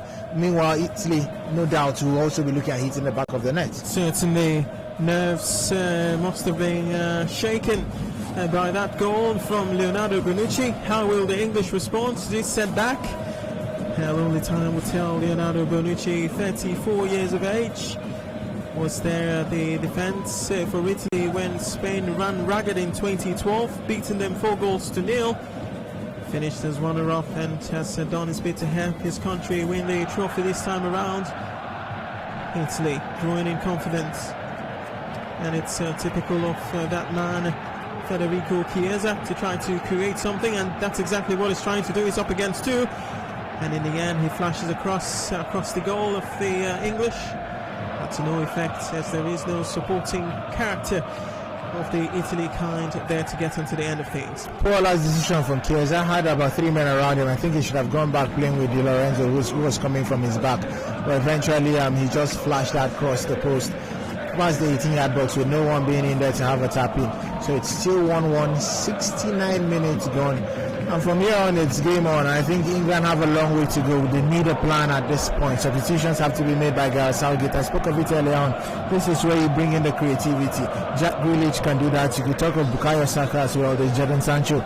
These are guys that can come in and bring in the creativity, but England have not had any game plan in this game since the start of the game. They were lucky to hit the back of the net in the second minute, and since then nothing else have worked out for them. Well, it's England conceding their second goal of the 2020 edition of this championship. It is from an unlikely source, Leonardo Bonucci, only his 8th goal for his country in 109th appearance, which he is making today, of course. The Juve forward and be of immense gratitude, as Italy can look to do one more. So there's an extra spring to their steps, the Italians, after getting the equaliser, and they seem to be a bit more confident and are starting to be a bit more sprightly going forward. It's built to their confidence. They've gotten the goal they needed, which was the equaliser, and now they need at this point is to hit the back of the net once again and go out there and have the lead. So it's really built to their confidence. It's helped them out, and I think this is what they needed. Now in England making a change with Saka coming in, with Trippier taken off, so I think it's now going to go back to a 4-man defence like we've always seen. We'll be having Kyle Walker from the right, Luke Shaw from the left. It's Maguire and John Stones playing in the, while we have Bukayo Saka heading up front. So Harry Kane will now have to be the man up front, with Mason Mount playing behind him. Sterling and Saka will be coming from the left and from the right respectively. Bukayo Awoyinka Saka, 19 years of age, joins the game in place of Kieran Trippier. Born in London to Nigerian parents, joined the Arsenal Academy at the age of 7. Has a total of 92 appearances for the Gunners to date. Scoring to have been very helpful for England in their second game. We spoke of Sterling getting the goal and Saka taking off his jersey. In the third game, I beg your pardon, we spoke of Sterling getting the goal and Saka taking off his shirt. He can really help them. Creative up front, Bukayo Saka, and this time around he's coming in from the right flank, where you have Emerson, who's been overlapping a lot. So more pressure now on Emerson. He'll have to sit down and sit deep and try to stop Saka. No. So couldn't quite get to the end of it. Chiellini into Manfrello. Italy and looking to build up patiently from the back. Ball is in the feet of goal scorer Leonardo Bonucci, who casually rolls the ball into Chiellini. Now it's Insigne up against Kyle Walker. He would lose it, but the ball will go out to touch for an Italian throw. And so you see Jordan Henderson getting ready to join the foray for England. The Liverpool captain seeking to have a remarkable contribution. Oh, what a chance for Italy! And it was Domenico Berardi on the overlap, brilliantly picked out. Pickford was off his line, and Berardi got to touch, but couldn't quite apply it as precisely as he should do to get the ball into the back of the net. But I have my doubts if this would have counted had it gone in, as from the looks of things, the VAR had checked it. Might have gone in well and truly in an offside position. Yeah, I think he seems to be offside there, Berardi, but it was a brilliant pass from the defense. Second off, Chiellini giving that brilliant pass, and then Berardi making the run from the right flank into the 18-yard box. Nice pass. That's a big worry now. It's already showing for England, who are making a change with Declan Rice coming off and Jordan Henderson coming on. So they're trying to keep things cool in the midfield. Italy have dominated the possession in midfield, and that's what Gareth Southgate is looking at. Close the taps, ensure the likes of Jorginho, Verratti and Cristante don't have the ball anymore in midfield. It's getting quite interesting as 31-year-old Henderson joins the foray. It's been 11 years since he played his first game for England. It's been a long time coming. Now here is Domenico Berardi tiptoeing in the box, and in the end is crowded out as Pickford will gladly collect. It was Brian Cristante on that occasion, almost getting to the point where he would have at least tried to guide the ball past Jordan Pickford, but the shuttle out eventually overwhelmed the forward for Italy. So very fair for the Italians, and now the defense of England is way open. They are not sitting anymore in the back and trying to defend. It's open, and Italy can have more chances of scoring. Here's Federico Chiesa at the edge of the box. This time he's bit into it by Kyle Walker, who would find Bukayo Saka. Will go out. There's a bit of a debate. Bukayo Saka thought it was a throw, but it's unclear what Koipis has given. Whatever the case might be, it's the Italians to the good. Verratti passes back to Bonucci and Chiellini. Still Chiellini. Now Bonucci just at the halfway line as Jorginho takes responsibility, shifting the ball to Marco Verratti. Verratti into Federico Chiesa, looking to fashion a chance for Brian Cristante. But, ball will be sent out of touch by the English, who are suddenly on the back foot as the Italians going in confidence and pressing and creating a little bit more going forward since they found the equalizer through Bonucci. Verratti back to Chiellini. 75 minutes, living thing to play. Which way will the pendulum swing? We're watching, narrating and describing for you right here on 92.3 Nigeria Info. Onah Kosi here alongside the brilliant Ekpo. Chiesa, Insigne, twisting and turning.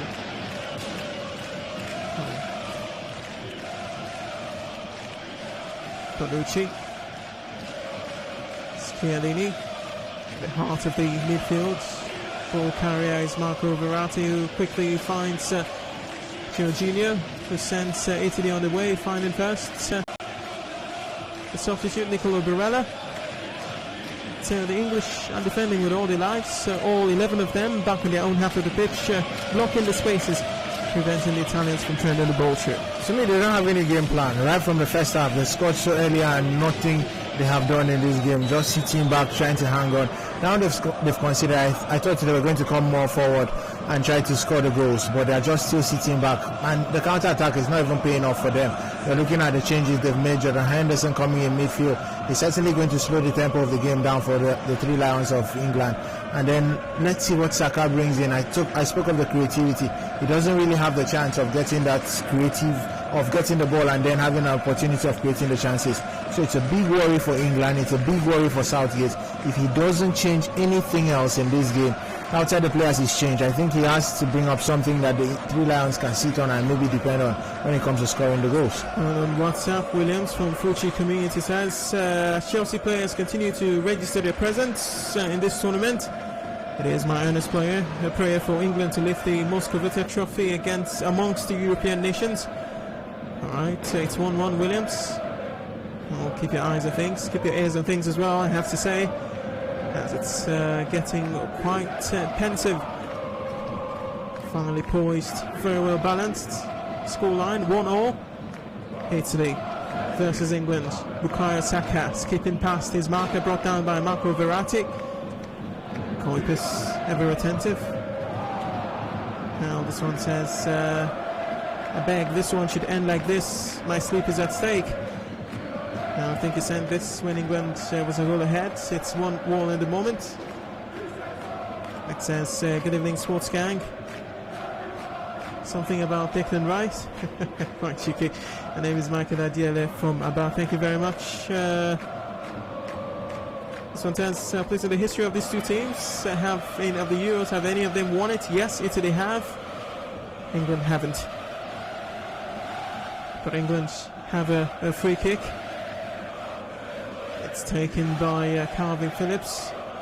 Now Luke Shaw can send it deep into the box. It's headed away by Leonardo Bonucci. And Italy can come forward. It's Chiesa breaking forward. Federico Chiesa up against Saka and his marker. Maybe enjoy a free kick, but there seems to have been an off-the-ball incident as the number 14 Federico Chiesa is down at the top, wheezing in pain. As we keep an eye on things to see exactly what may have gone on there.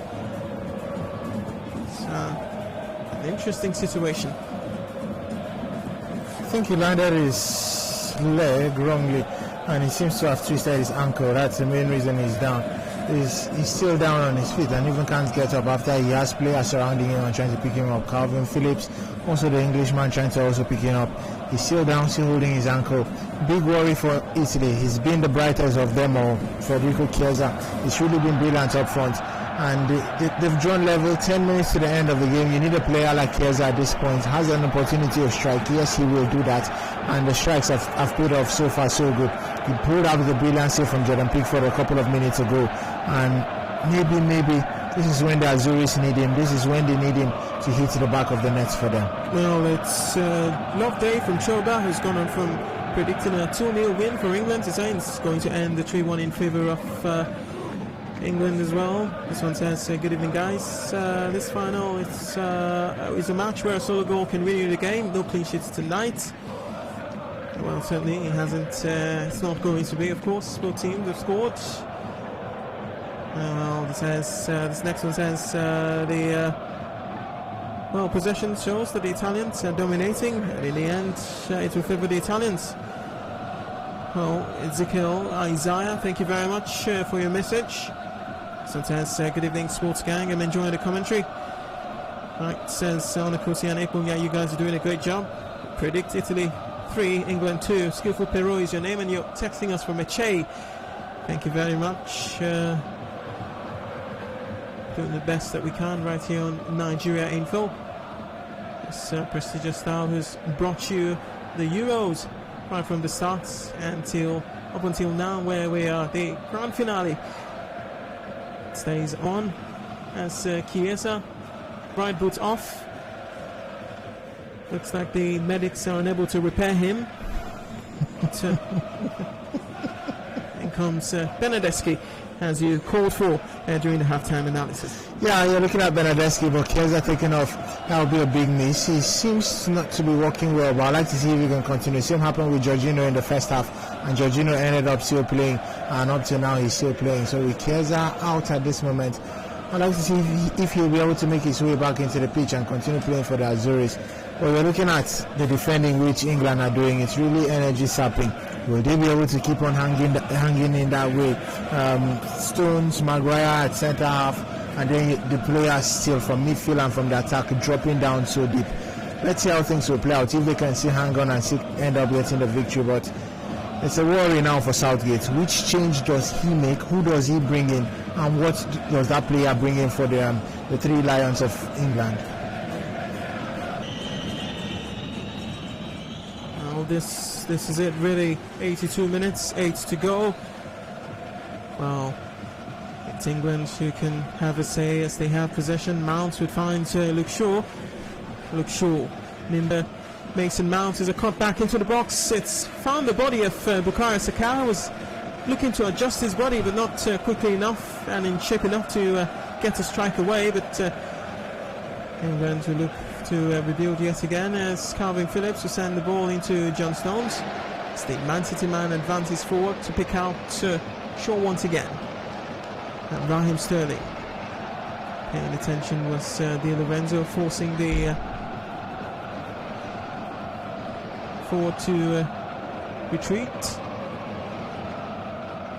Here is Walker into Bukayo Saka, running against two, finds Calvin Phillips, who looks to have been fouled by Lorenzo Insigne. The Leeds man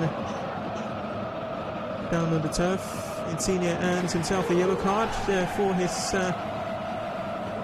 troubles. Went in and is rickety. Well, caught Calvin Phillips.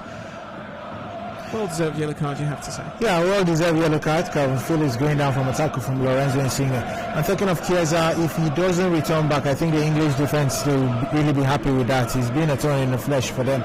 And if he's back in the field anyway, but if he doesn't end up playing the whole 90 minutes, I think the English defence will be happy. And this game is really open. Any single moment can change anything around. England can just have one chance, and that's it, same as Italy. It's a very open game as Italy have to defend now. Ball into the box, headed away. It's Shaw, and Shaw would look for the spectacular for his country, but it was always a rising and tying over. And Italy would enjoy a goal kick as we see the substitution. And indeed, Federico Chiesa will not be able to continue, and in his place would be Benedeschi, who's coming on for the Azzurri. Fine contribution so far this tournament. Has been good at club level for Juve, but quite a revelation this time around in this tournament, Federico Chiesa. His father would certainly be proud, son of Enrico Chiesa, who played 22 times for Italy between 1996 and 2001. Chiesa Senior himself did play in Euro 1996, which was held in England. And at the time he was chosen by coach Arrigo Sacchi ahead of the likes of Roberto Baggio, Gianluca Vialli and Giuseppe Signori. Now Benedeschi, from a less illustrious family in the football side of things, comes in to make his own contribution. 85 minutes. Italy 1, England 1. Palmer in charge for the men in blue. Involved now is Marco Verratti. Now Chiellini will find Bonucci. Bonucci looking to find the man who has just been introduced, Benedeschi. Jordan Pickford would collect the ball as it rolled all the way back to him. Benedeschi, his 34th cap for his country, will be looking to get the 6th goal. The Juventus man, 27 years of age. Himself and myself, born just a year apart on the same day, Ekpo. Yeah, quite interesting. It's 16th of February. Wow. Yeah, talking of Benedeschi coming in, still Lorenzo Insigne will be playing from the middle. Benedeschi will be from the left. He will be playing from the left, while you still have Berardi playing from the right. And the English defence can now at least have a little bit of rest with Chiesa, who's been worrying them both from the right and left flank. Chiesa has also made Pickford pull up a brilliant save. Game post at this point, still trying to confirm what's going down there. I think a fan has run into the pitch, so the game has been stopped. 88 minutes gone. It's open, like I said. Anyone can get it here. Anyone can end up being victorious. It's just one moment of brilliance or maybe one moment of magic. Now, this is Italy's 10th Euro final tournament, and their 7th in a row since sitting out the 1992 edition in Sweden. Only twice have they failed to advance through the group stages, in 96 and 2004. well, fell in 96 and 2004. They were judged to have been failures, failing to advance through the group stages. They were quarter-finalists in Euro 2012, as well as playing that final against Italy in 2012. We'll be looking to crown what has been an exceptional journey for them this time around in a team that has been revamped. Looks different from what he was before Roberto Mancini was appointed. Sterling beats his marker. Now Sterling surging forward, unafraid, into the box for the Italians, and still Sterling. And he had, at the time, he did the cut back to run out of real estate. And well and truly, as we will see shortly, Ekpo, the ball had gone out of touch. And yes, it's well and truly a goal kick, which the Italians would enjoy. Yeah, goal kick for Italy, pressure off them, and now they have to start building from the back once again, the Italians. I'm Sterling with a brilliant run into the 18-yard box. Maybe he was looking for another touch so he could go down and win a penalty for England in the 9 seconds of the game. 88 minutes, make that 89 minutes, 1 minute to the 90. Oh, Chiellini almost made a mistake, so letting Mason Mount. Bonucci was on hand to cover his blushes. Here is Marco Verratti. Picks out Domenico Berardi, who himself will lose the ball now. Calvin Phillips perhaps can set Raheem Sterling on his way. He well and truly finds Raheem Sterling, who finds no inward forward and tricks his way, dribbling through. And down on the turf, referee plays waves play on. And now Benedeschi up against two, desperately to evade them. And in the end, Italy will surrender the ball to England, who will take a throw in. Benedeschi is protesting his, I wouldn't say innocence, it's just thinks it should have gone the other way. It's Raheem Sterling, just as he did against Denmark, bursting to life at the dying embers of the game as we are through the 90 minutes awaiting time added by the fourth official, who is in conversation at the moment with Roberto Mancini. Benedeschi. Sterling. Still Raheem Sterling. And it's going to be 6 minutes of added time. 6 minutes. I'm sure the pausing player at the time, Chiesa, was injured. So to factor it in, given as much. Yeah, 6 minutes, just like we had in England's semi-final game against Denmark. Another 6 minutes for Italy to hang in there and try not to concede. Same with England, because now they're on the attack and maybe could be hit back via the counter-attack from the Azuris of Italy. So it's really game on, and let's see how things will play out. We'll be having another extra time and penalties from the end of 90 minutes. Luxor ball into the box. It's met by Harry Maguire. Ball up in the air. And it's Marco Verratti taking the risky route, trying to dribble his way through in his own, just outside his own 18-yard area. Something Mancini will not be happy about, but for the PSG midfielder, Kuipers comes to his rescue, sounding the whistle for a foul. And Italy can come up once again, gradually trying to craft an attack of their own. Here is Marco Verratti. Now Jorginho Frello has it. Jorginho back to Verratti. Now Chiellini. Ball carrier. Now Jorginho Frello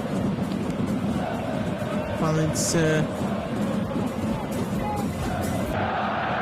Domenico Berardi with a ball across the face of goals.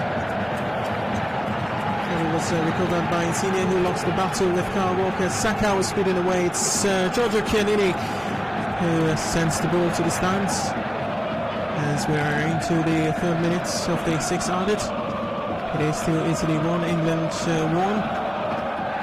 Pickford send it as far as he can possibly send it, searching for the Raheem Sterling. Well, it's a risky manoeuvre from Leonardo Bonucci, choosing to head back to his goalkeeper, but Raheem Sterling was on the pole. Yeah, Sterling was making a run just behind, and I think he anticipated what Bonucci was going to do. He had his head on that well, went back to the goalkeeper, Gianluigi Donnarumma, and it's just Italy building once again from the back. It's still a long way to go, just over 2 minutes played, and I think anyone can still get the goal here, but both teams have to be careful, sitting back and trying to hang on. Verratti crowded out, Emerson. Now it's Insigne. Ball with Marco Verratti, who exchanges passes with Giorgio Chiellini. Bonucci can come off with it.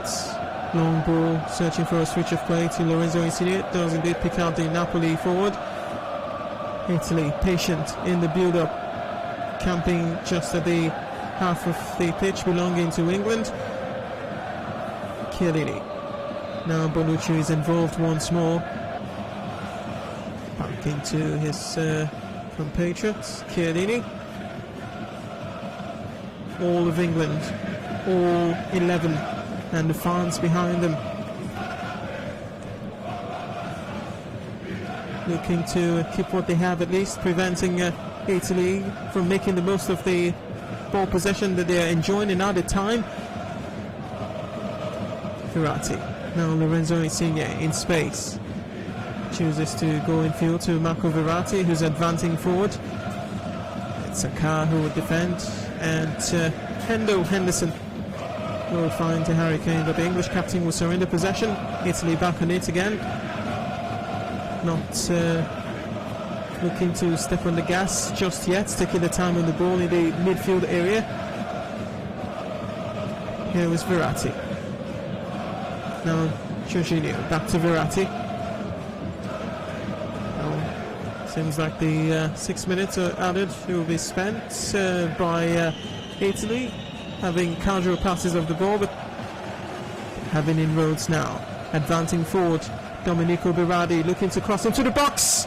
Oh, that's a bit of a risky maneuver, so I thought. Kyle Walker confidently chesting to his goalkeeper, Jordan Pickford. Yeah, I brought that down, Kyle Walker. We're looking at Italy trying to create something. They kept it so slow, kept it so cool. From the right, it was Berardi's cross into the 18-yard box. Lorenzo Insigne, 2 shots to get his head on that, and it just rolled into the path of Kyle Walker, who brought that down and sent it to the goalkeeper, Jordan Pickford. To the final minutes of added time. Cristante racing through the middle. Kept in control at the time by Maguire, but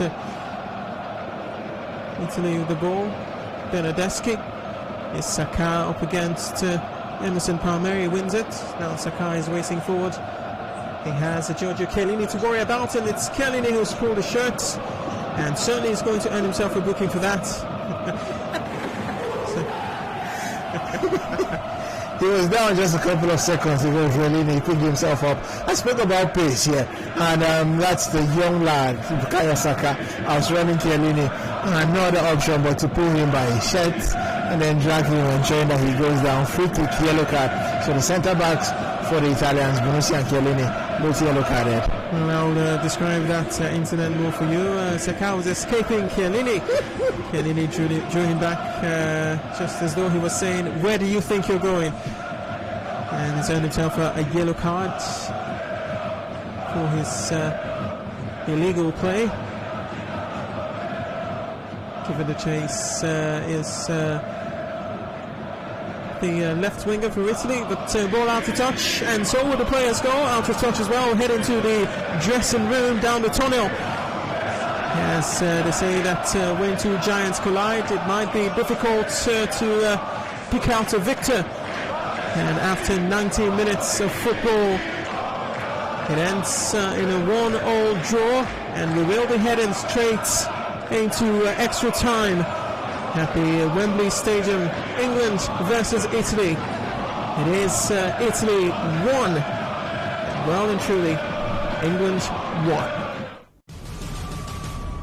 The European Club club football season is over, but football never sleeps. Enter the UEFA European Football Championship. The pandemic could only delay, but never deny the fans the excitement they crave as the Euros take center stage. It's Euro 2020 in 2021, with scenes all over the European continent, traversing state lines and capitals, from Rome to Baku, St. Petersburg, Amsterdam, Bucharest, Glasgow, Copenhagen, Seville, Munich and London.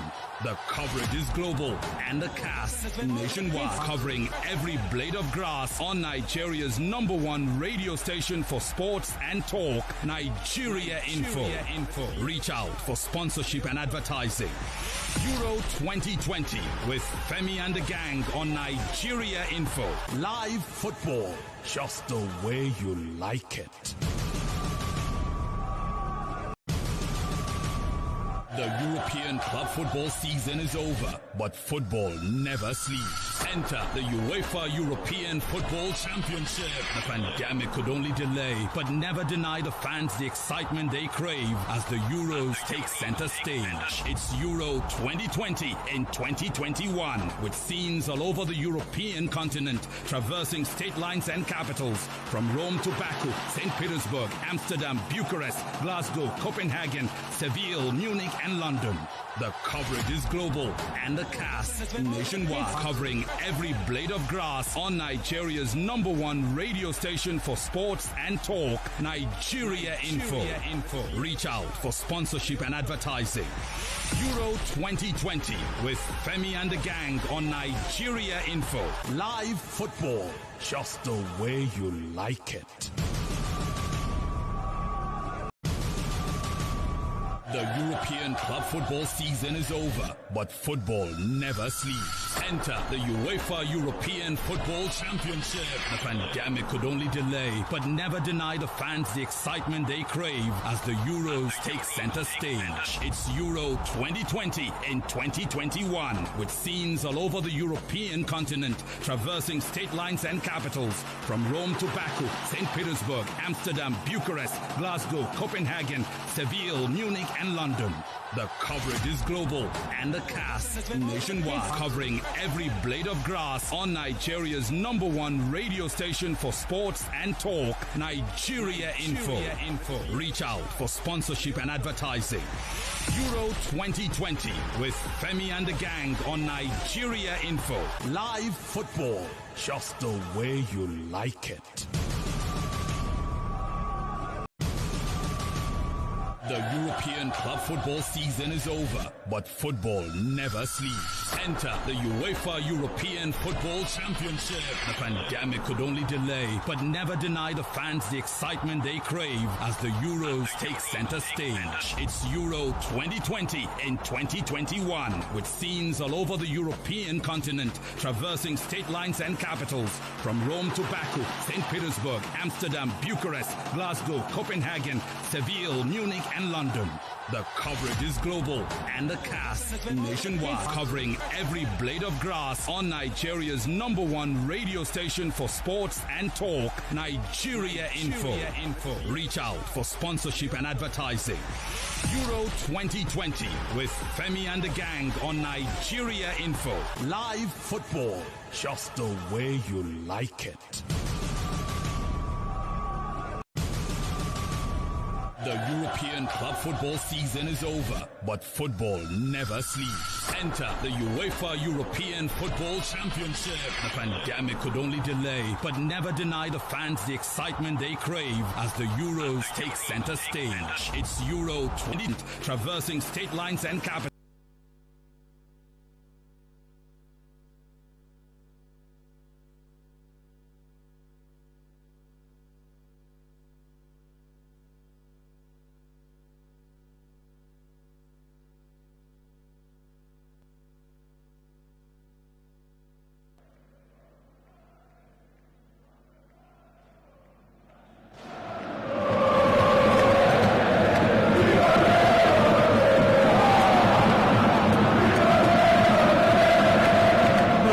To feel for these players already takes its toll on the mind and body. The prospects of a final in a tournament as big as the European Championship And now they have an extra 30 minutes to put their bodies to the test.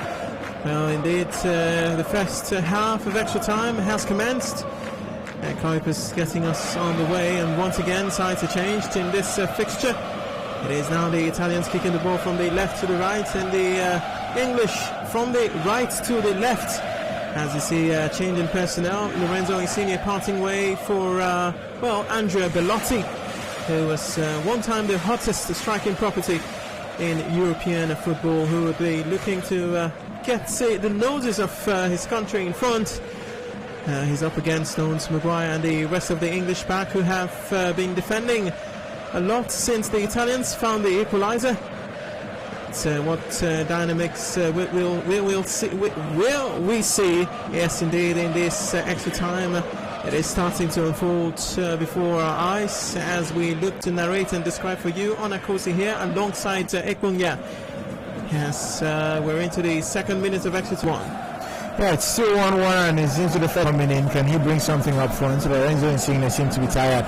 We're now having the 7th Euro final to go into extra time. 1960, 1968, 1976, 1996, 2000, 2016, and now Euro 2020 also goes into extra time. Let's see how this one plays out.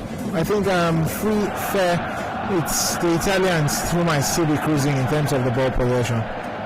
Well, here the Italians come, sending the ball forward. It's Andrea Bellotti. It's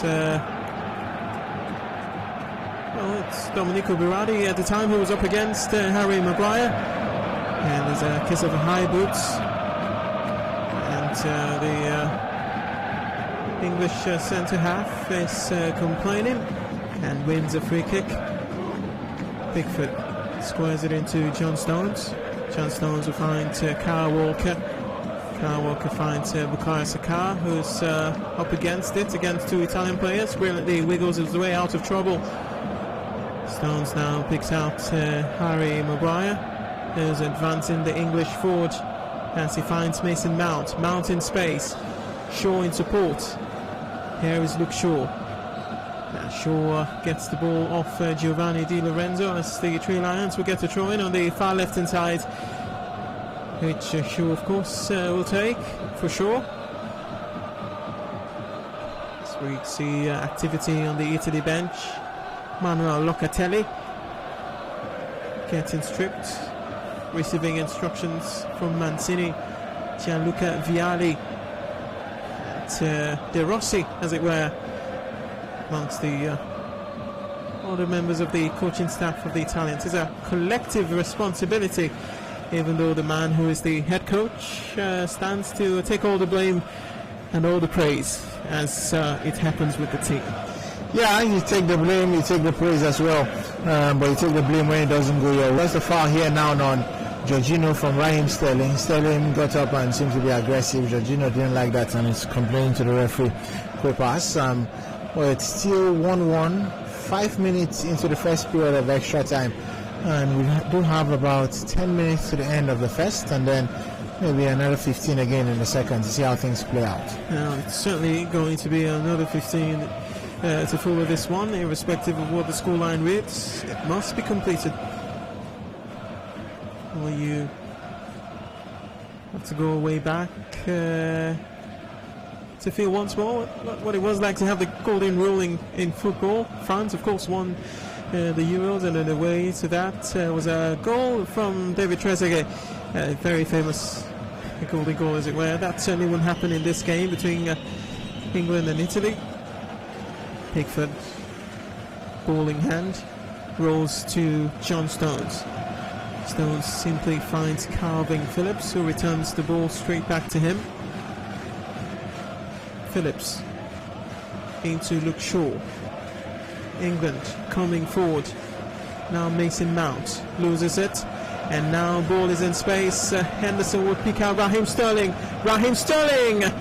And it's Leonardo Bonucci who went to ground to stop the ball from coming into the box as the number 10 for England was looking to flash the cross across the face of goal. There were fine margins. England nearly unlocking the Italians once again. Yeah, brilliant pass there from midfield from Henderson to Sterling. what a pass that was. And then you can also talk of Chiellini recovering in time to ensure that he clears that one out. I think it's been brilliant defense when you're looking at how the Italians have played out, and England have now come out to play to have most of the ball possession in this first period of extra time. And this is what Southgate should have done right from the second half, even after we had the Italians hitting the back of the net. But now, it's surprising, it's turning things around and looking for the goal as quickly as possible. Just as we have a change with Locatelli coming in and Marco Verratti taking off. First task for Locatelli will be to defend this corner kick.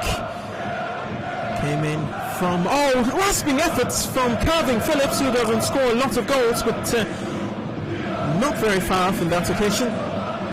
There's a swiftly struck ball on the half volley, and the Leeds man through the crowd couldn't quite hit the target as he would have wanted, but good effort all the same. Yeah, wonderful effort off target. Doesn't trouble Gianluigi Donnarumma, even though we had him going down still to ensure that he covers his post. Well, it doesn't trouble him, and just like you said, Calvin Phillips, not popularly known for scoring, and in the Euro 2020 he's been brilliant. Never thought he was even going to start a game after he was taken over to Euro 2020. But Southgate has kept faith in him, and it's paid off in how Calvin Phillips has been brilliant in the competition. Now Manuel Locatelli, the 23-year-old, joins the midfield for Italy. Spent last season at Sassuolo on loan from Milan, product of Milan's youth system, where he moved to at the age of 11. Describes Andrea Pirlo, the Italian great, as his idol. And I have to say they're quite similar in the style of play, not particularly fast, but elegant on the ball and fast in thought. Scored 2 goals against Switzerland in what has been also a tournament where you could say he has been revealed to the team. Goes back to Leonardo Bonucci. Just a bit of an interference on our picture, which we will of course look to sort out quickly, but it's Andrea Bellotti on the looks of things, who's taken a swipe at goal, but came off the foot of the heels of Harry Maguire, but wasn't a deflection that would alter things significantly for Jordan Pickford, who picked out irrespective. As Mason Mount is on it, still is in a tussle with the midfielder for Italy. It's won a foul as England look to effect another change. This time it's Jack Grealish who's coming on, and off goes Mason Mount. Jack Grealish, brilliant in his cameo appearances for England so far in the tournament. Hasn't scored a goal, but hasn't been lacking on the creative side of things. It's been a wonderful spark in the games where he was introduced for Gareth Southgate, and we'll be looking to replicate such good things here and in the now. Talking of creativity, Southgate needed that, and now he's brought in Jack Grealish. I think more of him from the right, more of Saka from the left, and he could just help Harry Kane up front. Here is Luke Shaw. Cross goes into the box. It's intended for the head of Harry Kane, but wouldn't get it. Now England in possession. Bukayo Saka inside the box.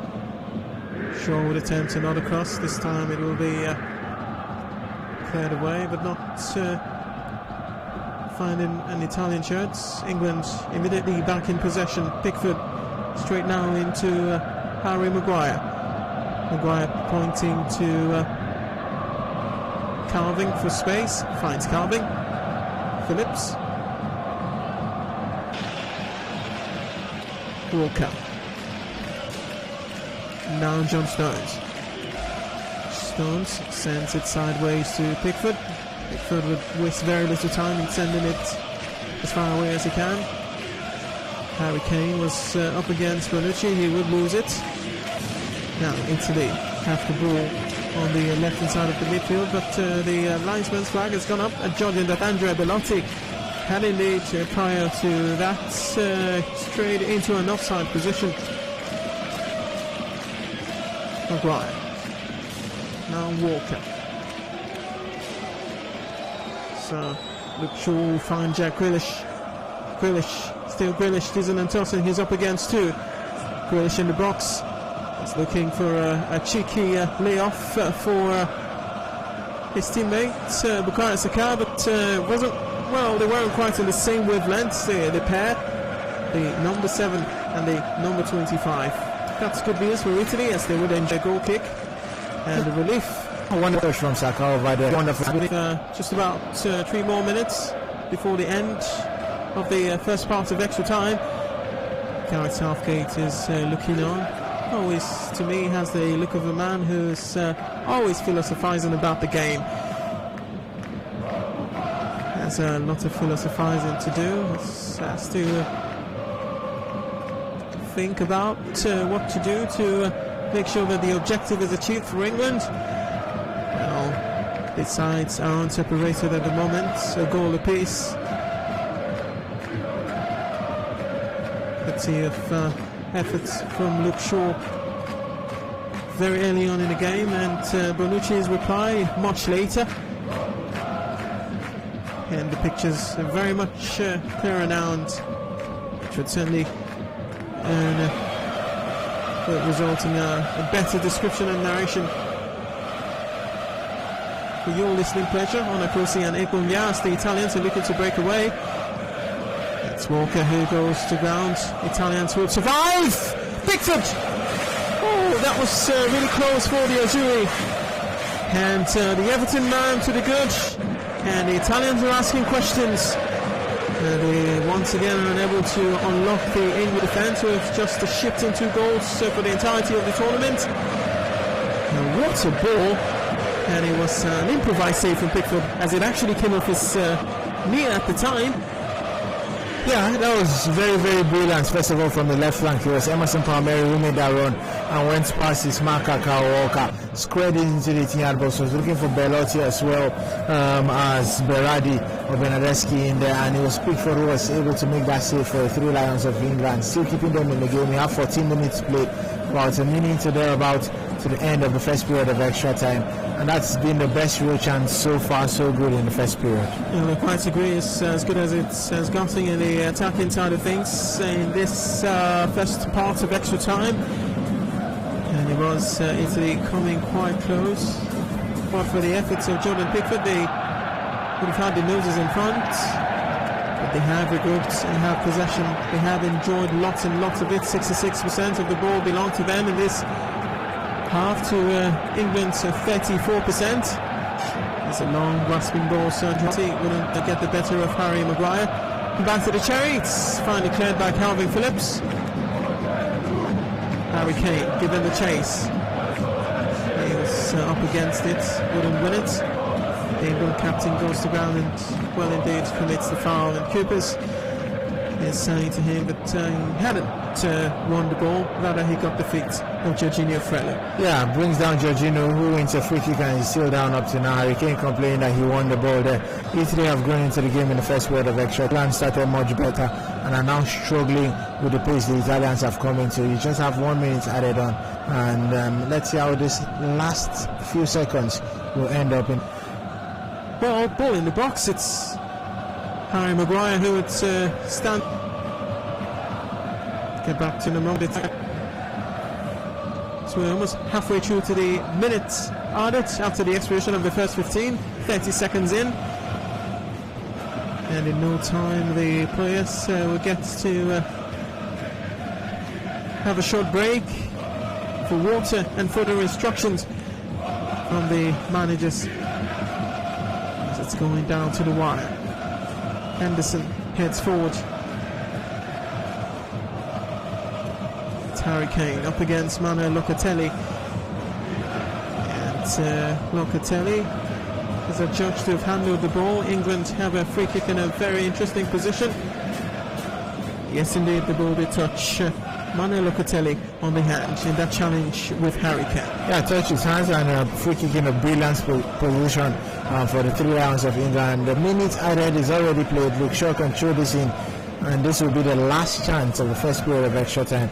And let's see if England can make this count. Shaw, charged with the responsibility of supplying the ball to the players in the box. The England number 3 know that he can send in good deliveries. Will he make it this time around? Luke Shaw Ball into the box is too deep. And prior to Henderson getting ahead on it, the referee had already spotted an infringement. And well and truly, it looks as though it's going to be the last activity of the first part of extra time.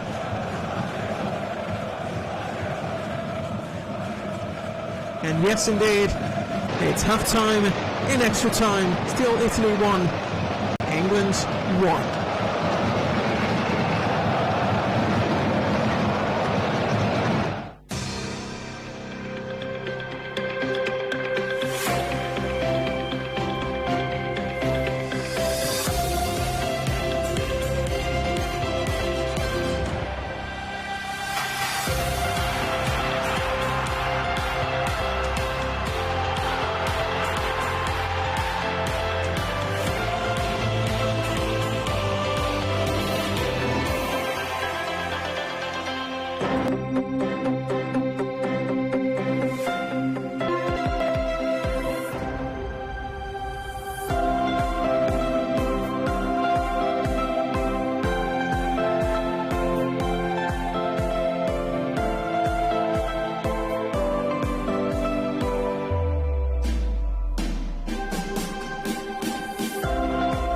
What a half we've had in the first part of extra time. It's Italy having the best opportunity going forward, but Jordan Pickford, remarkable save with his knee, we have to also point out, to keep the Italians at bay. But quickly, Ekpo, as play is just about to resume, what will this second 15 look like?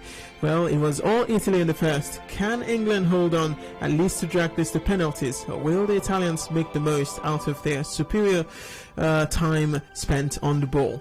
I think both teams will still slow the tempo of the game. They are looking at not conceding in the second period of extra time, so they'll just try to slow the tempo of the game.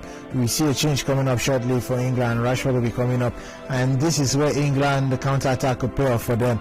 We spoke of Jack Grealish, we spoke of Bukayo Saka. Saka has come in and has already booked Chiellini. Grealish has come in and has tried to create things. It's not working out for England, but both sides will really slow the tempo of the game and see if they can hit on the counter-attack. That's what I'm looking at. For Gareth Southgate, it's not been the English team have not been at their best in the finals today, and I would like to see how things will play out come the second period of extra time. Yeah, certainly we will see how things will play out come the second period of extra time, which is imminent as Italy about to kick the ball to commence proceedings. Stay tuned.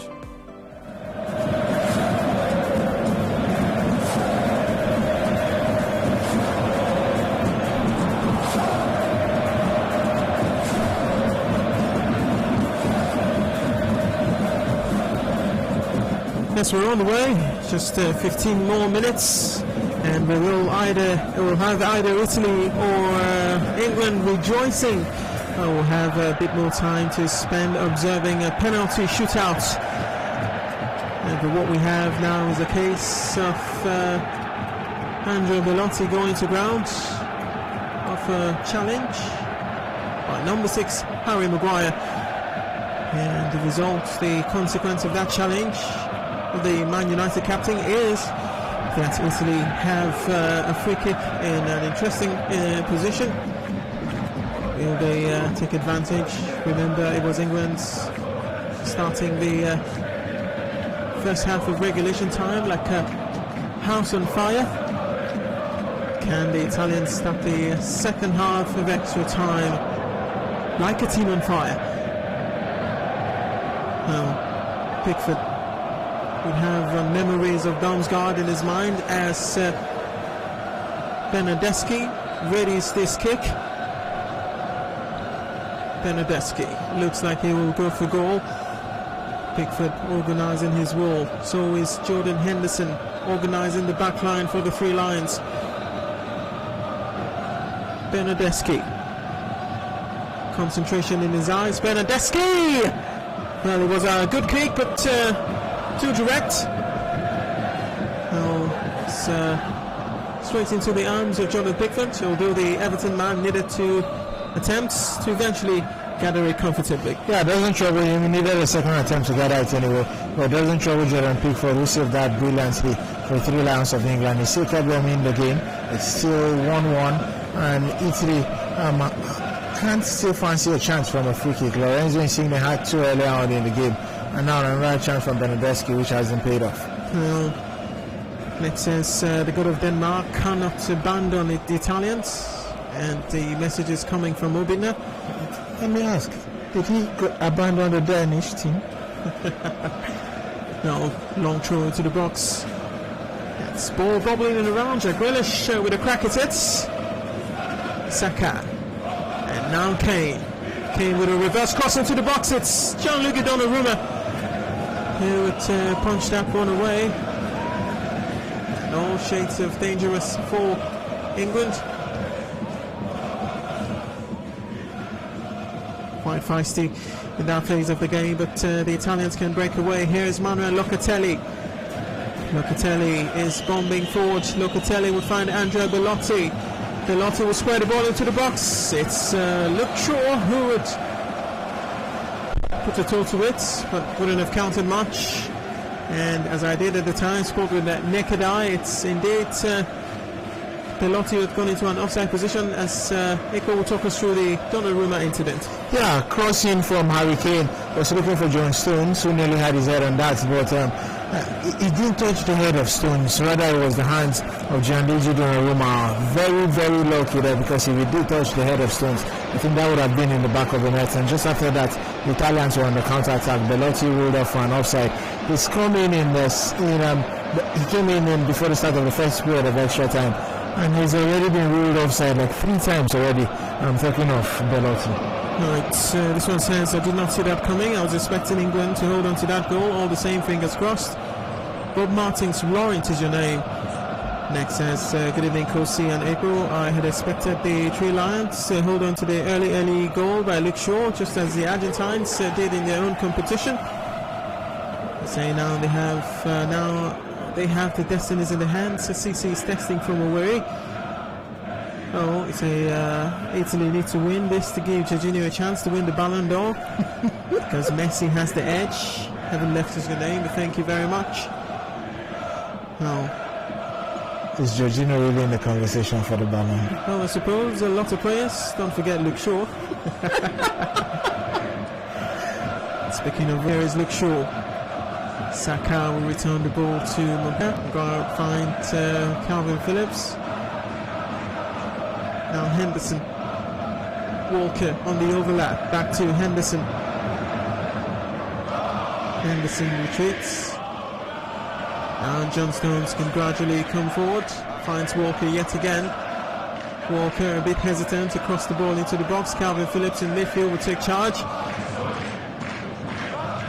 He involves Maguire in the scheme of things. Luke Shaw. Maguire. Now Grealish, hanging on to it. Grealish dribbling his way through. Grealish finds Raheem Sterling.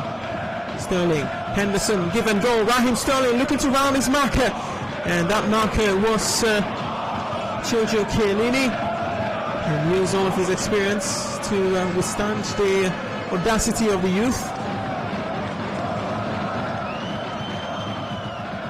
England still in possession.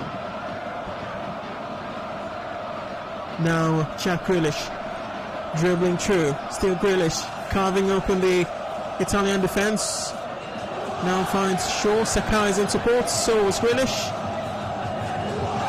Well, the Italians will whack it away straight into the feet of Harry Maguire. It's turning into an extra time with 2 halves. The first had Italy in complete control. Now England seems to be controlling the second 15 of extra time. Yeah, they're controlling it, trying to create the chances and see if they can score a goal as quickly as possible. Grealish has come in, has been brilliant. We also talk of Harry Kane up front. Sterling with a wonderful turn in the 18-yard box, but the experience of Giorgio Chiellini really paid off for him in clearing that ball.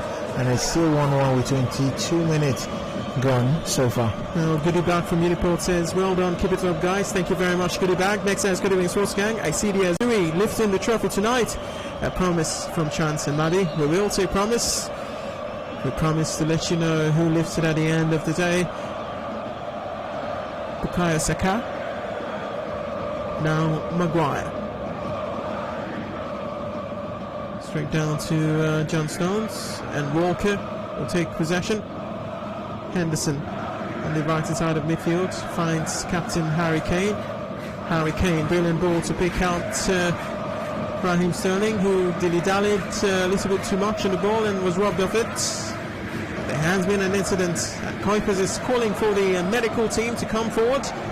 An English player needs attention. We have to identify who it is indeed, as the players are all surrounding the man at the centre.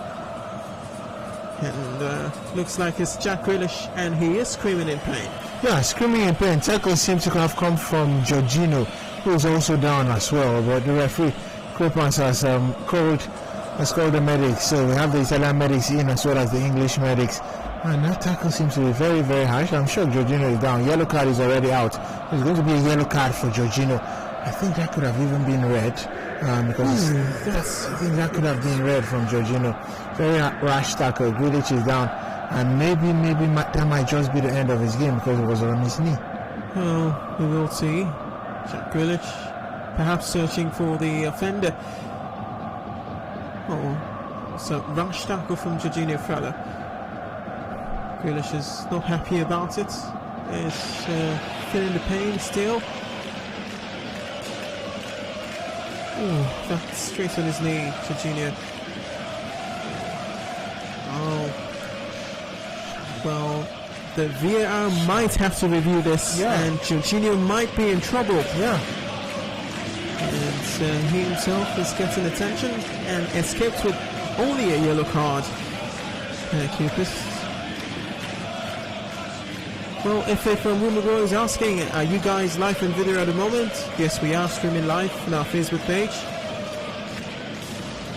www.facebook.com/Nigeria Info PH. You can also search for us on our YouTube channel, Nigeria Info PH.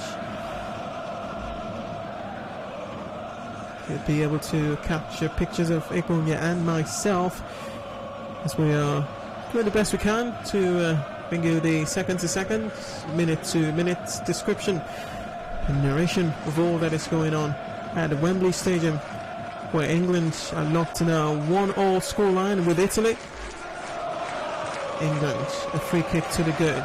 Calvin Phillips whips it in off his line. Easy catch for the free agent. No, it's PSG having a player like him will certainly be good, and big worries for Keylor Navas also, who's been brilliant for Paris Saint-Germain at the Parc des Princes. So looking at the signings they are making already, Sergio Ramos, rather, as well as Jorginho, one of them going over to Paris Saint-Germain. But all focus is at the Euros, and Gianluigi Donnarumma will be looking at winning a trophy with Italy tonight as they're up against England. On WhatsApp, this one says, good evening guys, what an intense match. The Euro is going to Rome. My ticket's about to come alive thanks to Bonucci. Chase, and Chase is reporting from PH. Right, next says, yeah, I see Italy winning this match because they have all it takes to win. Anirkan is your name. I hope I got that correctly. Yeah, Anirkan. Anirkan is texting us from PH. Back to the game. Italy in charge of the ball at the moment. Here's Giovanni Di Lorenzo. Back in midfield. Ball is forward. And now Emerson Palmieri could chip it in. He finds Bernardeschi, who's screaming for the handball. Referee's paying no heed. Let's we see the replays again. Can't be. Well, it did touch the hands of John Stones, but what else could he do? Cut his hands off. He had his hand clutched to his body. Yeah. Not a penalty, certainly. I think they're also looking for a cheap penalty, which a lot of people felt England had in the semi-finals against Denmark. Yeah. Good evening, Sports Gang. England should come out and play football, for goodness sake. They're at home. Roland texting from Abba. Right, Roland. Saka on the break. Saka. Now ball kept in touch. Grealish would have the last of it, and Italy would enjoy the goal kick as we are 3 minutes away from the expiration of the second 15. As this one says, well, this thing is definitely going to Rome, just as Smith John says, who is winning the possession at the moment. Quick glance at the possession stats for you. and we will report it in just a matter of seconds. As another man applies it straight in front, Florenzi getting stripped and ready for England as Gareth Southgate is about to effect a double change. Jadon Sancho, who is a player we will be seeing at Old Trafford next season, subject to him passing a medical, is getting ready to come on alongside a man who would also be his teammate at club level, Marcus Rashford. The last throw of the die by Gareth Southgate and Roberto Mancini. Here is Saka. Saka was looking to find Luke Shaw. It's a little bit too backward for the advancing fullback. As we see the change to be effected by England. It's going to be delayed by a little bit as a few things to be sorted out. Now Chiellini. Well, you would imagine, Ekpo, that if the ball doesn't go out of touch for the next 2 minutes, Rashford and Sancho would not be able to join the play. Yeah, they will come in again, Rashford and Sancho if the ball doesn't go out. But Italy have made a change. It's Alexandro Florenzi who's come on with Emerson taken off. So a change for Italy. While we still await that of England with Sancho and Rashford set to come on. Florenzi replacing Emerson Palmieri. He's slotting in quite nicely at the left-hand side of the defence, and here he is on the ball. Florenzi shaping to cross. Well, truly did cross. That cross was deflected for a corner kick by Jordan Henderson.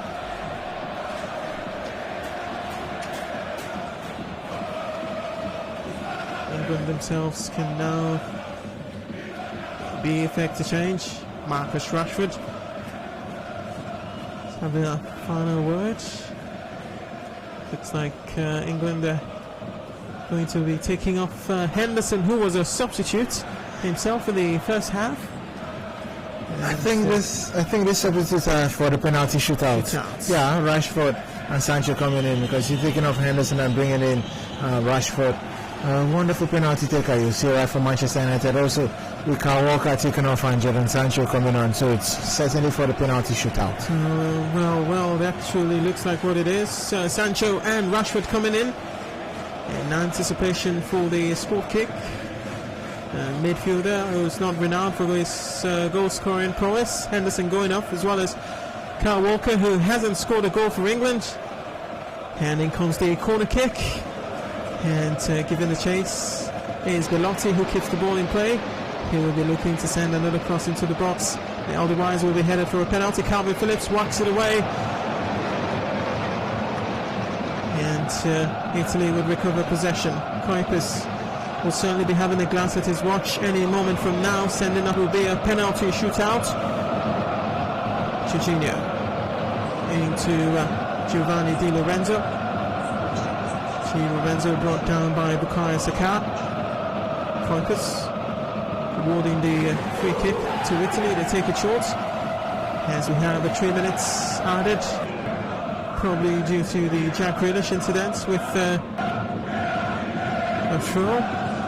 He wouldn't, and he's disappointed with the referee's decision to award it to England. Right, it was Marcus Rashford going all the way back to defend that attack. It's going to be anybody's game now should it get to penalties as we're into the second minute.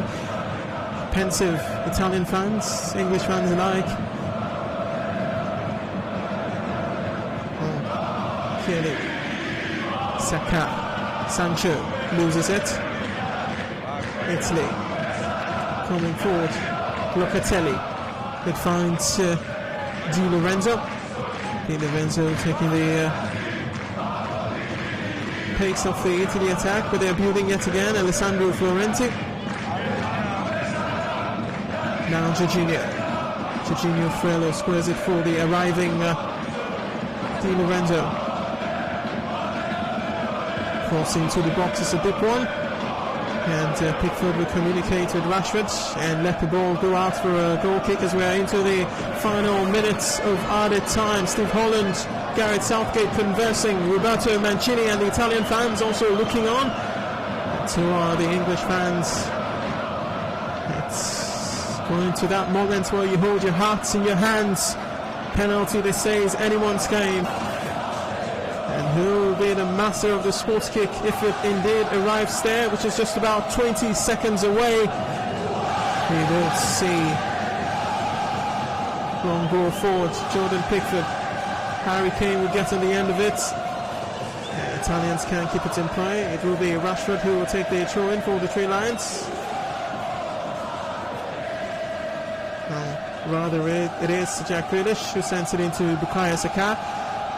Now Calvin Phillips. And it is full time and extra time. And after a grueling 120 minutes, despite the goals scored by these two giants of European football, it will be down to the penalty kick takers and the goalkeepers to decide the fate of these two nations. Where will the UEFA Euro 2020 trophy reside, in Rome or at home? The penalty shootouts will decide.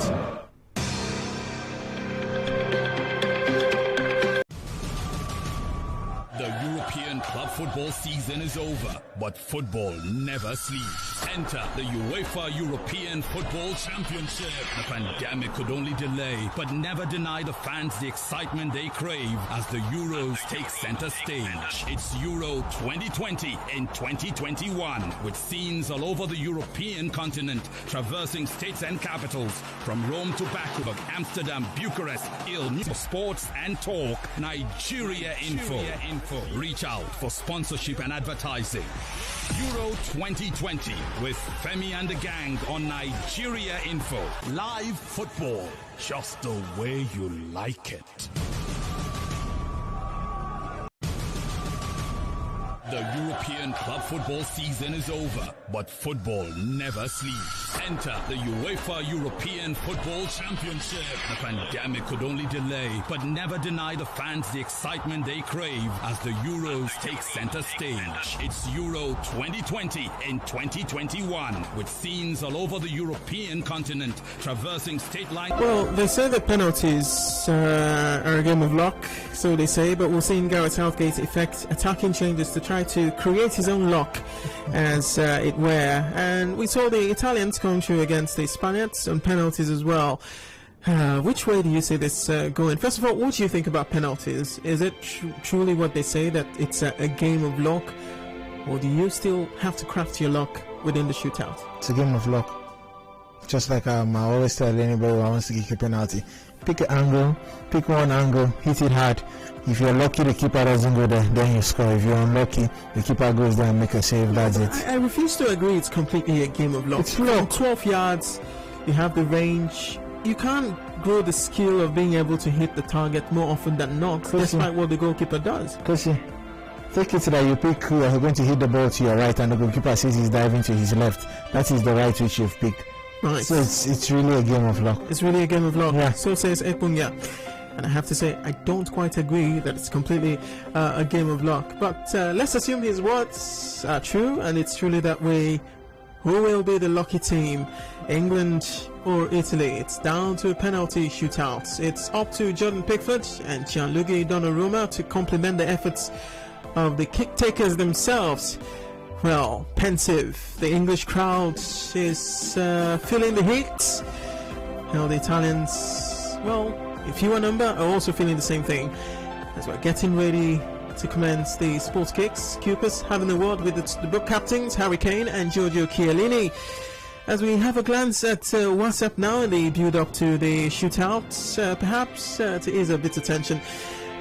This one says, your name is Sammy, and you say you're enjoying the commentary. Thank you very much, Sammy. This one says, England should just give it up for my Italy now. Anyways, now Italy get this cup. I remain Amadi Kinsley.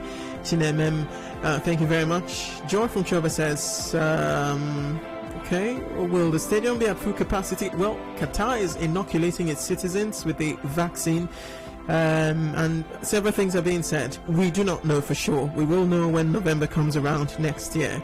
This one says, the whole Rashford just coming in. What's Southgate's problem? We'll ask him. Jorginho's impact towards the Euro. He played. Jorginho's impact in this Euro. He played every minute of this competition. Not every minute. They had a game he was substituted in the 75th minute. Top finish. Possible Euro is good enough for him to win the Ballon d'Or in the same year as Modric in 2018. We will see. Good evening to you all. Emmanuel Mbano is your name from Imo State. Say England, bye-bye. Southgate checking his players' penalty rating on FIFA 21. Enes Woji. Thank you very much, Enes. Enes, you're a good FIFA player. You might be, but I doubt if you'll be able to beat me. But that's a conversation for another time as we get ready for the shootout. Now, as goalkeepers are conversing with the referee, who is giving the instructions. They shake hands, bump fists rather. Yes, we get to it now. See which way the pendulum does indeed swing.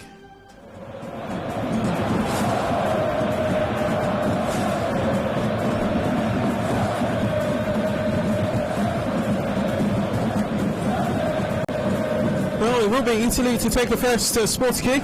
It is Domenico Berardi, the number 11, who is confidently collecting the ball. He's up against Jordan Pickford. At first sport kick going the way of Italy. Pensive Berardi. He is a left footer, something Jordan Pickford will know all too well. It's the Everton man, not the tallest, but he's looking to make himself big all the same. Berardi comes forward, sends Pickford the wrong way, and it is the first blood to Italy. He has confidently dispatched his sport kick, and it's 1-0 at the moment to the Italians. The onus is on the English to find a response. Yeah, brilliant penalty from Berardi. You're looking at the record in terms of penalties. England's record in the last 9 competitive penalties. They've won 3, lost 6. While for Italy, they've won 5 and lost 7. So I think it's a very, very wonderful penalty from Berardi. Sending it to Pickford's right, and Pickford went to his left. So, clinical finish. Harry Kane, he missed his last sport kick against the Danes, but scored with the rebound. Harry Kane! And it's a goal for England, 1-0. And the captain levels matters for the English, to the delight of his manager and players, teammates. 1-0. It's up to the Italians to get the second. Wonderful strike from Kane. Put it down in the left corner and then had pace on it. So even with Donnarumma picking the right angle, he didn't seem to make a save.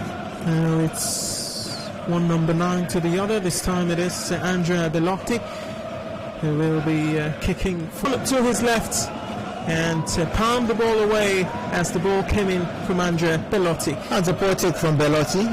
You would say he should know how to finish this much better as a striker. But just like I said, penalty is a game of luck, and Pickford picked the right angle. Pickford picked the right angle. Will Harry Maguire pick the pockets of Gianluigi Donnarumma? Mancini is looking on. Here is England's chance to go ahead. Here is Man United captain Harry Maguire. Steps up to take. Maguire will score, and emphatically so, into the roof of the net. And he rejoices and pumps his fist, taps his chest, and encourages Pickford to keep doing the good job he has done so far, saving that sport kick from Belotti.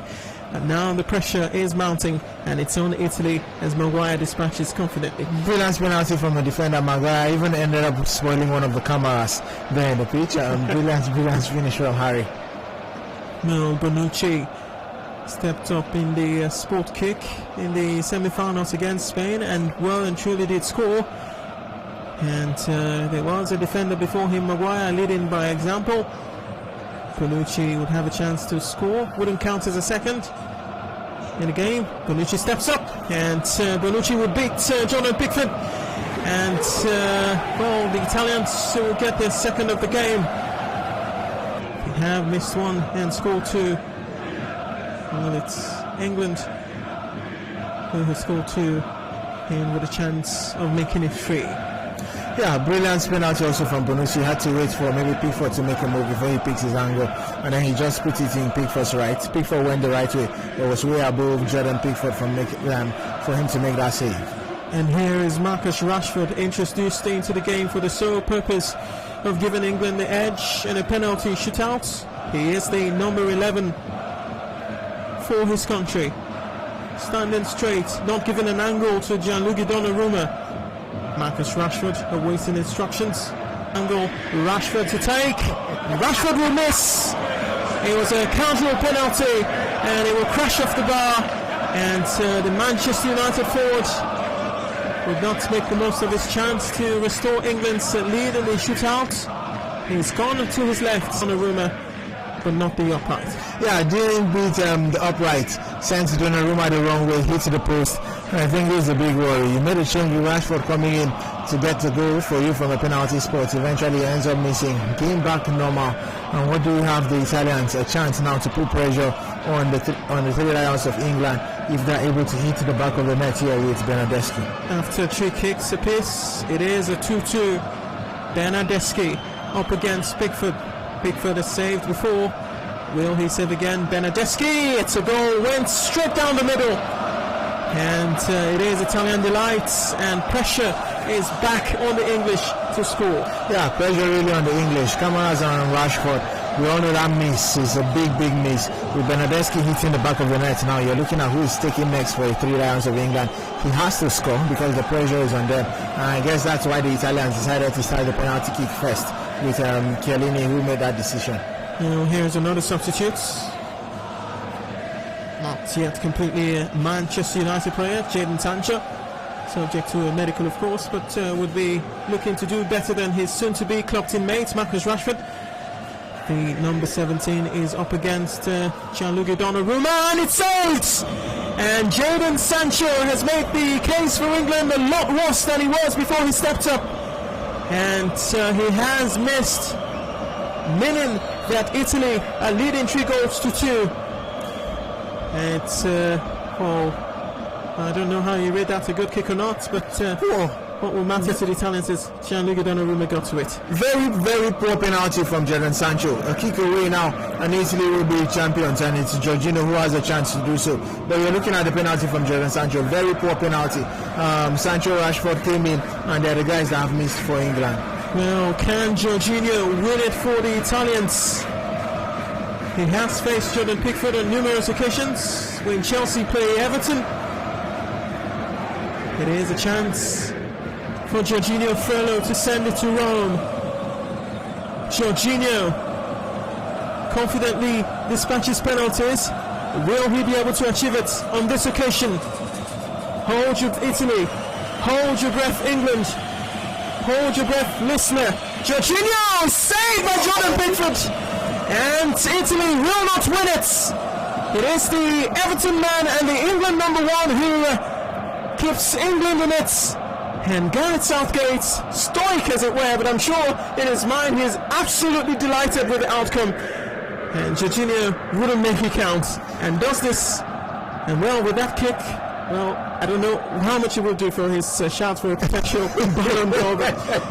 Well, on the interim, Italy will not be able to progress because of that miss. Yeah, so it's a chance now for Saka to make it level. And you're looking at the penalty from Jorginho. Pickford made the right decision, waiting till he has the kick. Can Saka level things up for Italy? The 19-year-old, it's saved by Gianluigi Donnarumma. Goodness gracious me, and what is this? What's the consequence? And it is well and truly finished. And Italy have won the Euro 2020. It's headed to Rome and not home. Sancho and Saka alongside Marcus Rashford missing for the Italians. Jorginho would miss, but it wouldn't matter, as well as that of Bellotti. It is the English who are in tears, and the Italians have come to Wembley and have snatched the trophies from the jaws of the Three Lions. Well, Roberto Mancini completes the remarkable turnaround for the Azzurri, and it ends after the shootout in an Italian win over the English.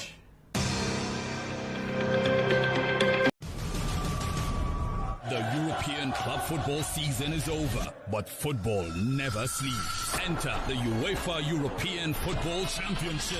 The pandemic could only delay, but never deny the fans the excitement they crave as the Euros take center stage. It's Euro 2020 in 2021, with scenes all over the European continent, traversing state lines and capitals, from Rome to Baku, St. Petersburg, Amsterdam, Bucharest, Glasgow, Copenhagen, Seville, Munich, and London. The coverage is global, and the cast nationwide, covering every blade of grass on Nigeria's #1 radio station for sports and talk, Nigeria Info. Reach out for sponsorship and advertising. Euro 2020 with Femi and the gang on Nigeria Info. Live football, just the way you like it. The European club football season is over, but football never sleeps. Enter the UEFA European Football Championship. On the trophy. Well, it is the Italians who win Euro 2020 happening in 2021. And for all the anticipation that it's coming home to England, well, it's going to Rome. Yeah, going to Rome, certainly. It's finished down here. Penalty shootout, you'd say. And you're looking at the guys that have missed it for England. You call out Sancho, Rashford, and Bukayo Saka. Not also forgetting that we had Jorginho, who had a chance in ensuring that Italy win it from his kick. He didn't pay off that point. But Pickford has been brilliant. He made brilliant saves. Two teams that have gotten to the final, and they've proven a point here in this tournament. Considering just 2 goals, England, and you're also looking at the Italians, how brilliant they've also been in the competition, considering even 3-4 goals, if I'm not mistaken. But it's been a wonderful competition. They win it, Euro 2020 in 2021, and you talk of what Mancini has brought into the team. He's brought in a whole lot into the team. You're looking at the brilliance of this team, the Italians, as well as that of England. They have to pick themselves up. It's not the end of the road. It's a young team that are growing. You'd say there are some few aging players in there. We call out the likes of the captain of the side, Harry Kane, but still has a chance of playing in Euros once again. So I think it's a team that is growing and they keep on improving. They've gotten to 2 semis, 1 final now. Who knows what happens next come the World Cup next year. So it's still a long way to go. Improvement still goes on from here, but brilliant win for the Italians. I'm talking of the Azuris. Well, it's a bit of a redemption for Jorginho. Missed the chance to win it for his country, but well, Donnarumma will pick up the pieces, saving the next sport kick from the English to ensure that it's a victory for the Azzurri over the Three Lions. Well, if it had gone right, it would have been a masterstroke, but it's gone all wrong with the substitutions from Gareth Southgate. You brought in Jadon Sancho, Rashford to take charge during the sport kicks, and 2 of them missed it. Well, for there to be a winner, there must be a loser. But it's congratulations to Italy. They have been brilliant from the very first game against Turkey, where they won 3-0. Up until this moment where they have picked up the trophy, and it completes a remarkable turnaround for Roberto Mancini. Italy were in doldrums of international football before he took over, and he has turned things completely around. I remember saying to you, Ekpo, at the start of this tournament that this Italy side look and feel like the side that won the World Cup in 2006 in Germany. Remember we had that conversation? Yeah. And yes, I have to brag a little bit about it now and say that my feelings, my instincts were right, and they're here. And they're victorious, the Azzurri. Yeah, they are victorious. First of all, they didn't look like that team of 2006. No, to me, they didn't look like that team. I just felt okay because they've been good throughout the international period, come the international break, and also the friendlies they've had, as well as the qualifiers. They've been brilliant, but I never thought they were that team. Surprisingly, come the start of the tournament, they have been brilliant. They have improved, and they've just kept on going forward. So I'd like to see how things still play out here for Mancini. He's been brilliant with the team. They keep on improving. Like I said, they don't have one standout player that you say all eyes is on that player. Back then, you could call out Del Piero. You could also call out Francesco Totti. There was Filippo Inzaghi at some point. You could call out these superstars. But this team have just been together. Collectively, they are brilliant. Individually, they are also brilliant. And it's paid off for them. They've finally won a trophy. 2012, they got here. We know how close they were back then when they had the likes of Balotelli in the scene. They lost out to Spain in the final, 4-0. You could go back 2000, they lost out to France also in Euro 2000. They lost 2-1, the golden goal rule, which went in favor of the Le Bleu. And now it's time for the Azuris to get that victory. For England, still the wait for a trophy from Euros still keeps on waiting, and when next a trophy will be heading home for England. It's a very long way to go for England, and I'd like to see how they'll pick themselves up from here. Like I said, it's a very young team with Gareth Southgate as the coach. He's kept the confidence in these players. Harry Kane has the experience from the English Premier League, bringing it over to the Three Lions of England, being their captain and doing so well in various competitions, the World Cup, the UEFA Nations League.